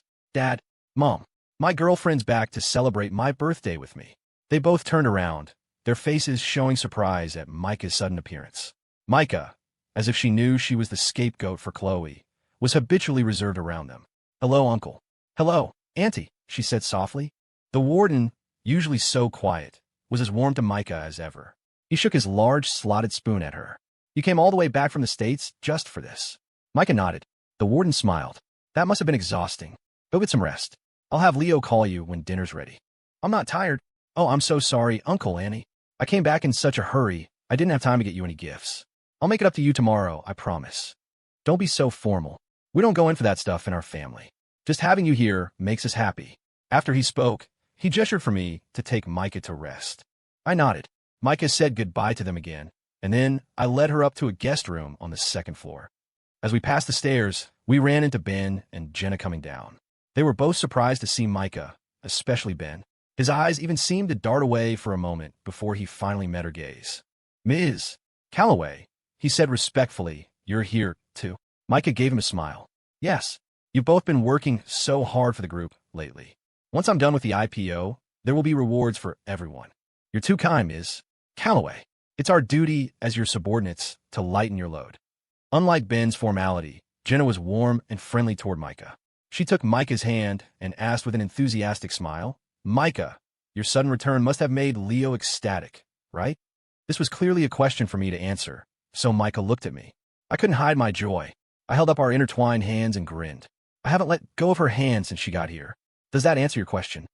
Jenna nodded emphatically. "If you're so in love, you should get married soon. All of us friends are waiting for the wedding invitations." I made a solemn promise to Jenna. "It won't be long now." Jenna smiled and turned to Micah for confirmation. "What do you say, Micah?" Micah looked at me, her face full of happiness. "Whatever Leo says." After saying a temporary goodbye to Ben and Jenna, I took Micah to her room with a king-size bed. She went to the bathroom to freshen up, and I stood by the window, smoking, my mind replaying Ben's behavior. The reason he was so evasive around Micah had to be because of his affair with Milan. If Micah found out about something like that, she would be furious. Suddenly, another worry surfaced. I was afraid that Ben's connection to Milan wasn't just emotional, but professional as well. Even though Milan and Micah were cousins, they were on opposite sides of a war. Could Ben do something to hurt Micah? My mood instantly grew heavy. I weighed whether I should tell Micah about Ben and Milan, to give her a chance to protect herself. After much thought, I decided to hold off on telling her for now. After all, Micah had just gotten back. I shouldn't ruin her mood so recklessly. Besides, right now it was all just my own speculation. If Ben had no ill intentions, and I cast suspicion on him for no reason, it would certainly make Micah wary of him, which would affect his future at Aria Grande. For his sake, I needed to think this through more carefully. The fresh scent of shower gel drifted into my nose. I turned around. Micah, wearing a white nightgown, was drying her wet hair as she walked over to me.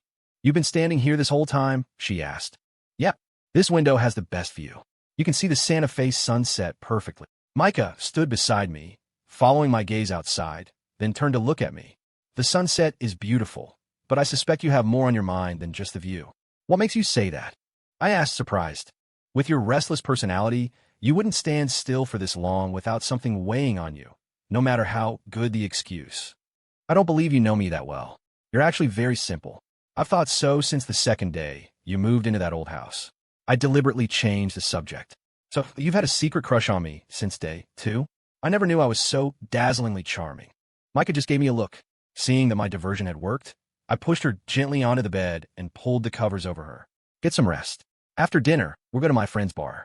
It's probably going to be a late night." Micah looked at me as if she wanted to say something, but in the end, she just obediently closed her eyes. I shut the window, drew the curtains, and quietly left her room. Inevitably, I passed by the veranda again. Robin was there, fiddling with my guitar. "What are you doing, playing guitar all by yourself?" I asked. "Where's Cece?" Robin looked up at me. After a long pause, he said, "Don't know. I'm not trying to lecture you, man, but can't you show her a little more consideration? She's your girlfriend now, for all intents and purposes." He ignored my advice. Another silence. Then he asked, "You said you'd ask around about her for me. Have you heard anything?" "Nothing yet. Give it a little more time. I can't wait anymore. Ever since you promised to help me find her, every single day has been torture. It feels like there's a knife in my chest, but I'm not dead yet. Do you understand that?" "Of course I do." His emotions started to spiral. "Then hurry up. Faster. Can you do that?" I let out a heavy breath. "I'll get it done as soon as I can." Robin calmed down a little and nodded. He stared down at the guitar in his hands, gently strummed the strings, and began to sing Fleetwood Mac's Landslide, his voice like a low whisper of grief. This was a busy night for me. After leaving Robin, I went to Chloe's room. She was the only one who knew where Wendy was, and I couldn't let Robin continue to suffer in this half-dead state of agony. In her room, Chloe was lying on the bed, flipping through a magazine. "Micah's finally back, and you're not with her?" she asked. I smiled. "You saw she was here, but you didn't even go down to say hello. She's a fan of yours, you know. Isn't that a bit of a diva move?" "I didn't see her, not because I'm being a diva, but because she's taking the blame for me for no reason. I'm too embarrassed to face her." "You're too serious." Chloe looked at me, seemingly unwilling to continue the conversation. She put down her magazine. All right, what do you want? Say it and get out. I then realized I probably shouldn't linger in her room. I cut to the chase. I just wanted to ask you about Wendy. If you know something, please just tell me. Leaving Robin hanging like this is pure torture for him. Leo, let me put it this way. Robin deserves every bit of the pain he's felt all these years. Back then, he thought sleeping with some prostitute was his way of setting Wendy free, but what he didn't know was that he was tearing the woman who was devoted to him to shreds. She wasn't happy after that. I was speechless for a long moment, my mind reeling with shock. Chloe's words revealed a devastating truth. It was likely that both Robin and Wendy had been living in their own personal tragedies for years, each mistakenly believing the other was happy, and so they stayed apart. Finally, I asked, so where's Wendy now? How is she doing? I don't want to say right now. Robin should pay the price for his arrogance. What's the point of dragging this out? You'll have to tell him eventually. After your birthday, tomorrow. It's not too late. I'm fine, but Robin can't wait. Whether she's alive or dead. Just put him out of his misery now. Chloe shook her head firmly. I don't want this to ruin everyone's mood for your birthday. We'll talk about it after. I couldn't force her, so I had to concede. But my heart ached for Robin and Wendy, and I worried for CC. A massive emotional storm was bearing down on her. If Wendy really wasn't doing well, knowing Robin, he wouldn't let her go, even if she were married to someone else. In my worry, I began to reflect. What made love so complicated these days? And why were more and more people unable to be together for the simple reason that they loved each other? I had a vague answer in my own heart, but I was unwilling to admit it because deep down, I still hoped for a love that was free from the constraints of the world. Night fell over the small town of Santa Fe like a rushing waterfall. The warden and my mom had finally prepared a table laden with food, giving all the friends who had come today a chance to gather for a dinner that felt like home. All the dishes were on the table. Everyone was seated and waiting, except for Micah, who was still sound asleep. I grabbed a spare key card and went to her room to wake her. I opened the door. The room was so quiet I could hear her breathing. I turned on the bedside lamp and gazed at her closed eyes for a long moment before gently shaking her. Micah opened her drowsy eyes and yawned. Is it time to eat? That's why I'm here. Eat up tonight. We're going to the bar later, don't forget. Okay, it's been a long time since I've sung with CC. Hearing CC's name sent another wave of indescribable melancholy through me. I truly hoped that fate could grant her and Robin a happy ending, even if they couldn't be together in the end.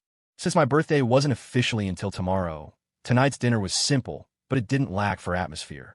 It was rare for all of us to be gathered together like this. The person who got the most out of the evening was my mom. When she saw Chloe without her sunglasses, she had a sudden flash of recognition. She'd seen her on TV.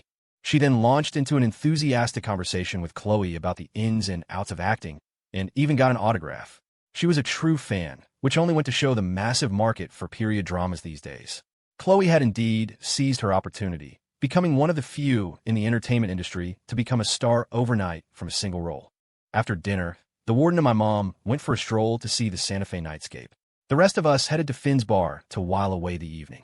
On the way, Robin, Ben, and I walked up front, while Micah, Ava, Chloe, CC, and Jenna followed behind. When those women walked together, they were undoubtedly the most dazzling sight in Santa Fe at night.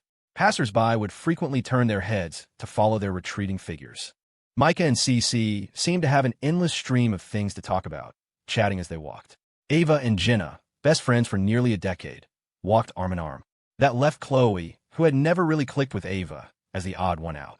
But she didn't seem to care, walking coolly in the middle of the group with her sunglasses on, every bit the big-name star.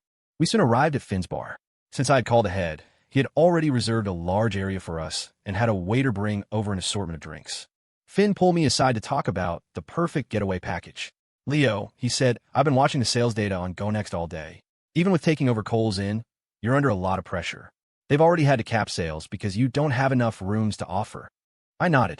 The conflict between the inn and the other participating businesses was now clear. Take Finn's bar, for example. It was a high-turnover business. Tourists wouldn't stay long. Even if he sold a few hundred packages a day, it wouldn't affect his bar. But the inn couldn't handle that volume. There just weren't enough rooms. After thinking for a moment, I said, we're already doing the best we can within our limits. It's not realistic to take on other inns right now. Once the peak tour season is over, the risk would be too great. Finn looked a bit helpless. I get it. Hopefully we can prepare better for next year. Yeah, this year we're just gaining experience. Next year, the plan will be more mature.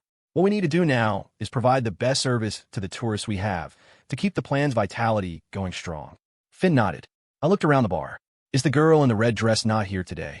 She comes every other day now. She was here yesterday, so she probably won't be here today. I smiled. Looks like her broken heart is slowly healing, so her dependence on this bar is waning. That's great. Yeah, Finn agreed. It's great. After finishing my conversation with Finn, I returned to the group and sat down next to Micah. I raised my beer bottle for a toast. Micah smiled and clinked her glass of juice against my bottle. After a sip, she went back to chatting with CC. Robin seemed to be in a mood to sing tonight. After just one beer, he borrowed Finn's guitar, got up on the small stage, and started singing his original song, New York Girl. It had been a long time since I'd heard him sing that one. We all knew what the song meant. I looked at CC, worried she'd be upset, but she just rested her chin on her hand and listened quietly. Her reaction puzzled me even more. Could a woman really be that unconditionally tolerant of a man? I glanced at Ava. She was holding a cocktail, looking completely detached. Chloe, in her dark corner with sunglasses on, was impossible to read. Only Micah was watching Robin on stage with a look of injustice in her eyes. I knew she was feeling sad for CC. After Robin finished, CC went up to sing. This time, she chose a song that was a clear response to him, a haunting ballad about unrequited love. She sang with her signature husky voice, reaching the chorus. The pain makes me want to cry, but I just smile like a fool. Loving you like a moth to a flame, it's a kind of fall from grace. Who enjoys being tortured every day? But sacrificing for love, it makes me feel proud, feel great. Loving you like a moth to a flame, it's so painful. I just believe that a person can be moved. So why can't you love me as deeply as I love you? Why? It was Micah who started to cry for her. I believe that of all of us, CC had shared the most with Micah about her love for Robin. So Micah, more than anyone, understood her helplessness and the pain she had reaped. But in the end, love is a personal journey. What can we friends do for them, other than sigh in frustration? Perhaps Micah was crying because she was afraid that I, too, held a similar, unforgettable flame for Ava. And me? I still couldn't be sure what my feelings for Ava were. Sometimes, I felt we were just loyal friends. Other times, memories of the past would rip through me. But one thing was certain, I loved Micah. I just needed more time to deepen and solidify that love. I took a long swig of beer, my eyes sweeping over everyone's faces. A thought suddenly struck me. Maybe this group of us would spend our entire lives never truly understanding the meaning of love. That's why we were always getting lost, worrying, suffering, and struggling because of it. But from another perspective, wasn't that the very charm of love? Even if it meant treating torture as enjoyment, you still had to bravely fly toward that flame. After finishing another beer, I slapped Ben on the leg. It's too stuffy in here. Let's go out for a smoke. Ben looked at me, confused.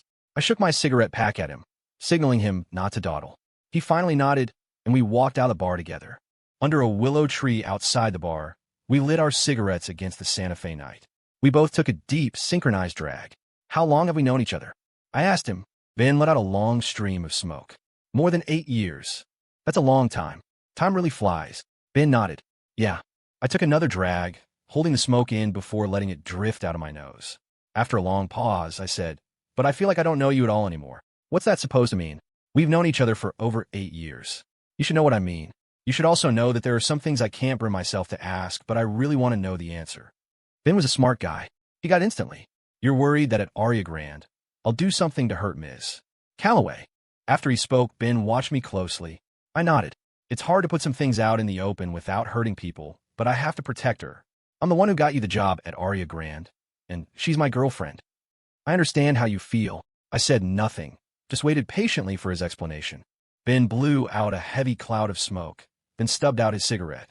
The internal conflicts at Aria Grande are definitely intense right now, he finally said, but I won't do anything to harm Ms. Calloway's interests. I don't have the ability to anyway. I'm not on the board of directors, just an executive EP for the Portland branch. So don't overestimate my influence, and more importantly, don't question our friendship. For the 8 years we've known each other, my position will always be firm. I finally felt a sense of relief. I patted his shoulder. Cherish what you have now. You already have so many things that other people can only dream of. A person should learn to be content, shouldn't they? Ben smiled. The life I have now is exactly what I dreamed of in college. I will cherish it. I nodded. Ben put his arm around my shoulder. So, when are you and Ms. Calloway getting married? Can you give your buddy a straight answer? This is our agreement. We'll get married once I have my own house and car in Portland. That's soon then, really soon. And by then, Aria Grande will have gone public according to her plan. That'll be 3 happy occasions rolled into one. I pictured the 3 happy occasions Ben described, and my mood instantly lifted. I even managed to blow a few difficult smoke rings into the wind, watching them spiral up toward the sky. Maybe one of them would go ahead of me and get a first look at my city in the sky. Back inside the bar, I sat down next to Micah again. She seemed to be in a bad mood, having switched her juice for a beer. I put my arm around her shoulder and asked with a laugh, "What's with the beer? Planning on getting up there and singing a drunken anthem?" I stumble and I sway, just like a wave. Now I'm low, now I'm high, but I won't fall down. Micah pushed my arm away, her mood still low. I'm not in a mood for jokes. I was taken aback, but then I glanced over at Robin, who was drinking sullenly by himself, and I understood. Micah had a lot of complaints about Robin, but didn't know how to vent them, so she had resorted to beer. "I feel bad for CC too," I said, trying to console her. "But when it comes to matters of the heart, there's nothing we outsiders can do. We should just let them be. Time will eventually sort out their mess. Why is he such a player? Can't he just be faithful to CC? He's not really a player. It's because he's too faithful, in a way.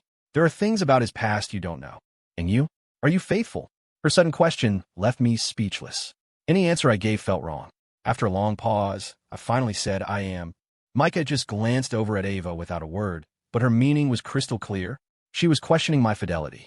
I suddenly felt there was no word in the world more contradictory than faithful. But I still asked her, "Are you?" "I'm faithful too." "Well then," I sighed, "2 faithful people like us are destined to be together forever." As we were talking, another person entered the crowded bar. It was Coleho. After the past few days, I had come to respect him as a person, so I gestured for him to come and sit with us. Cole nodded to me and made his way over. I had Micah scoot closer to CC to make room, and Cole sat down next to me. I introduced him to everyone. When they learned that he was the one who had entrusted the inn to me, they all, as my friends, thanked him. I opened a beer and handed it to Cole. He took it, then looked over at Chloe. "Why is she always wearing sunglasses?" he asked me curiously. I smiled. "You probably don't follow entertainment news. She's one of the hottest TV stars in the country right now." Cole was quite surprised. "A celebrity," he exclaimed under his breath. "Yep, that's why she wears sunglasses at night. That must not be very liberating." I nodded. "In life, for every gain, there's a loss. Her life has made it, so she can't leave this industry." "How so?" "She was broke before she got famous. This industry gave her fame and fortune. Of course, she can't leave it now." Cole seemed very interested in Chloe's story. "Can you tell me about her life before she became famous?" he asked. I smiled. "You should ask her yourself when you get the chance." Cole nodded and, creating an opportunity for himself on the spot, took his drink and walked over to Chloe in the corner. After a gentlemanly greeting, he asked if he could sit and chat for a few minutes. Chloe didn't refuse. The 2 of them started talking, which at least made her seem less alone. It was 11 o'clock by the time we left the bar. Everyone else went back to the inn to rest, but Micah and I, taking advantage of the rare quiet, walked hand in hand along the Santa Fe River, enjoying our private world. "How long are you staying this time?" I asked her. Micah stopped and looked at me. "I want to stay by your side." I was touched. I stroked her hair.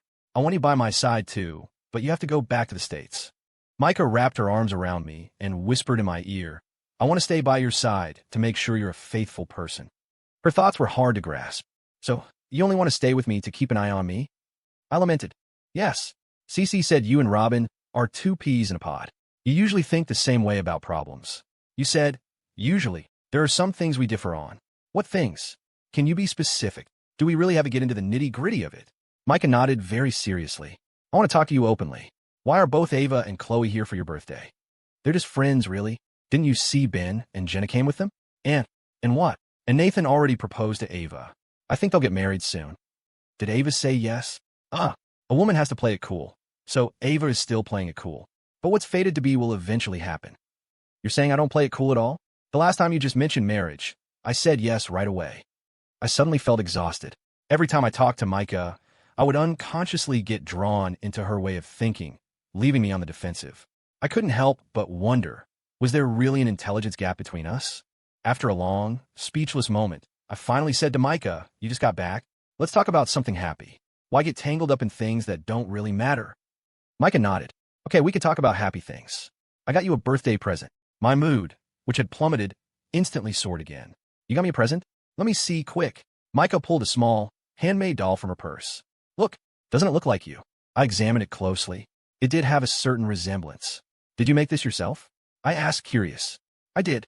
Every day after work, I go back to the hotel and work on a little. I finally finished it just before your birthday.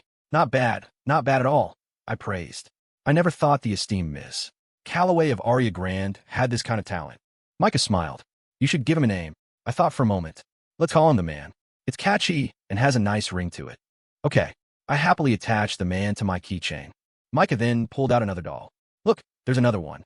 Doesn't it look like me? I studied this one. It had a long white dress and a cascade of black hair, just like Micah. But its face was covered in little freckles. I shook my head. It doesn't look like you. Your skin is perfect. You don't have any freckles. That's for the cartoon effect. The Man has them too. He does. Yeah, look. I unhooked the keychain from my belt and looked closely. Sure enough, the doll had freckles. You went a little overboard with the cartoon effect, I complained. I don't really care, but you're such a beautiful woman. Micah didn't seem to mind. It's fine. I think the freckles make it cuter. Now hurry up and give my doll a name. Mine is the Man, so yours should obviously be the Mrs.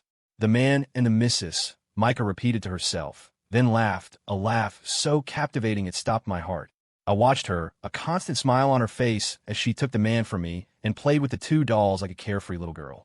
I took the Mrs. back from her. From now on, the Mrs. stays with me, and the Man stays with you. Micah thought for a moment. A trade-in isn't a bad idea. I'm going to hang the Man on my wallet. What about you? Then I'll hang the Mrs. on my wallet too. Every time I take it out, I'll think of you. And I'll also remember how you kicked me out when I didn't have money to rent your place. You're twisting the story again. I never intended to rent that house to you in the first place. I pulled her into my arms, thinking back to those early days with a sigh. Actually, I kind of miss those times. Even though you were always trying to kick me out, it was in that process that I found the motivation to live again and finally said goodbye to more than 2 years of decay. A nostalgic look crossed Micah's face. That old house held our luck, she said after a long pause. That's why we met. I hope fate has more in store for us than just meeting. I hope it's about seeing love through to the very end. We were tired of walking, so we sat down on the steps by the riverbank to rest. Micah leaned against my shoulder, still playing with the two dolls with great interest. She was often like this, a woman who held onto a childlike heart. That's why she loved to sing children's songs, play with the RC car I gave her, and have me take her to ride the mechanical horse in front of the 7-11. I didn't mind this side of her at all. It showed that when she was with me, she let her guard down.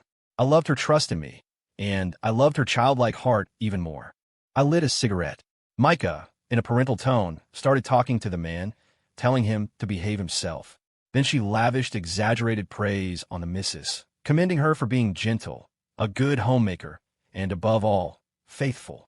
Watching her, so happy in her own little world, I smiled again. In that moment, I wanted nothing more than to grow old with this woman. She finally put the dolls down and said softly, "This time, I can only stay in Santa Fe for 3 days. I have to leave after your birthday." Although I was reluctant to let her go, I nodded. Are the preparations for the IPO going smoothly? Micah shook her head. A lot of things are stuck, but we'll find a way to solve them. Where there's a will, there's a way. I believe you can succeed. Micah reached out and took my arm. I instinctively pulled her closer. The real reason I want Aria Grande to go public isn't just to limit my uncle, she said, her voice a little sad. I want to make the business my father left behind bigger. It was his life's work. After a long silence, I asked, if Declan also had the ability to make Aria Grande flourish, would you be willing to give him the ownership and just be a wealthy heiress? Micah's expression turned cold. No one could take Aria Grande from me. It's the continuation of my father's life. Her answer reaffirmed her unparalleled attachment to the company. I couldn't help but feel a little regretful. She could have had a happier life. After all, besides the ownership of Aria Grande, Declan had never treated her poorly. And now, I was confident in my own ability to support her. I wanted her to have an easier life. But when had my own mindset changed so much? I wasn't sure, but it didn't matter. No matter how my own desires changed, I would always choose to respect her decision. The night grew deeper, and Santa Fe grew quieter. So quiet it felt like we're the only 2 people left in the world. I picked up the dolls Micah had set aside and whispered in her ear, "It's getting late. Let's go back to the inn and rest."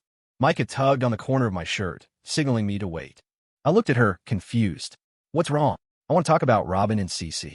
I put my intention to leave on hold. Go ahead. You have to promise to tell me everything you know. I promise. Micah nodded, but it was after a long silence that she finally asked, Robin is going to look for his first love, isn't he? After a slight hesitation, I told her the truth. Yes, it's a knot that's been tied in his heart for years. He has to untie it. Will he give up his relationship with CC? Knowing him, if Wendy isn't doing well, he'll definitely go back to her. And CC. CC is destined to get hurt. Is it certain now that Wendy isn't doing well? I shook my head. Chloe has been the one looking into it. She should have some news by now, but she's insistent on waiting until after my birthday to deal with it. So right now, I can't be sure how she's doing.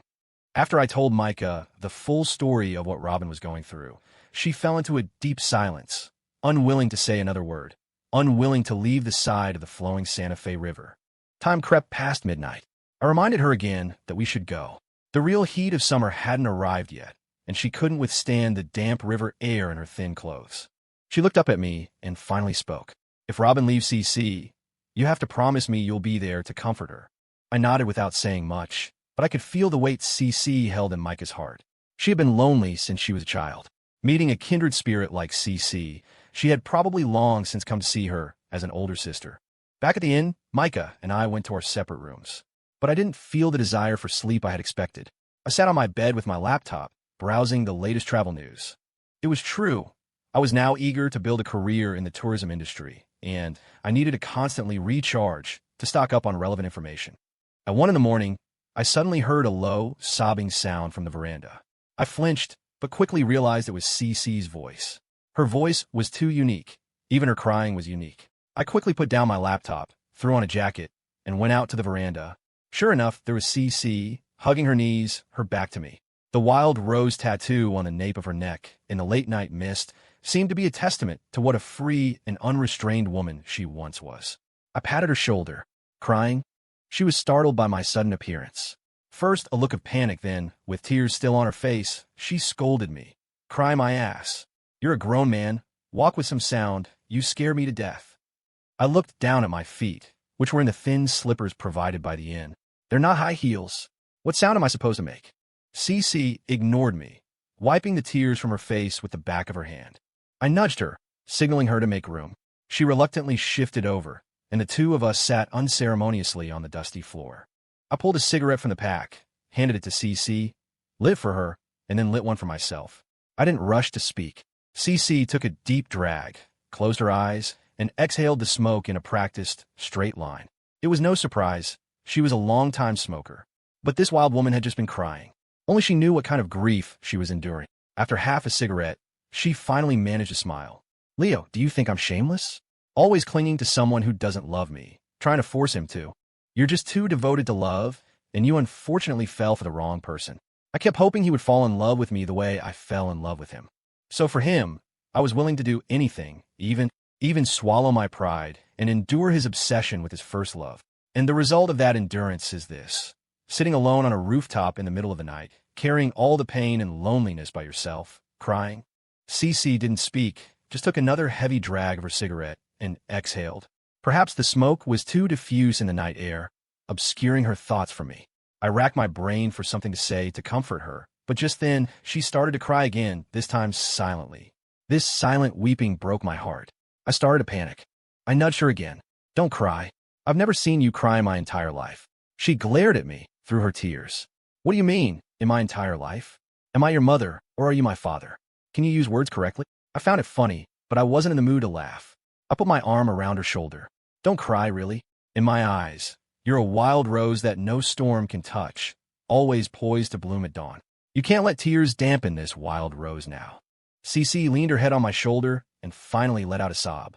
Leo, I really don't want to lose Robin. I've become a stupid woman, lost in love. My heart ached for her even more.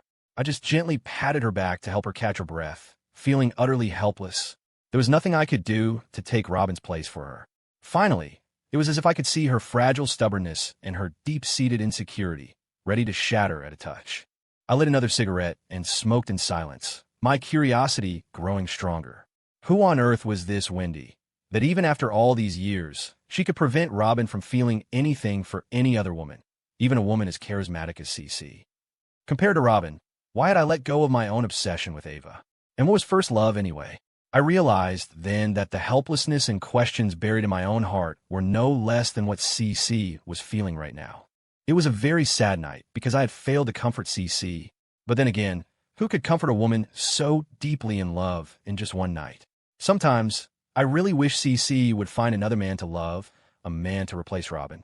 Like that man she once mentioned, the one who had anonymously donated $10,000 to the Hollow City.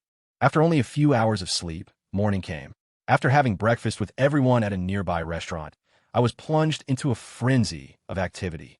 Tourists who had bought the package from GoNext Travel had already started to arrive in Santa Fe. I spent the day driving my car back and forth between the inn and the station, settling in one group of tourists after another, completely forgetting that it was my own birthday.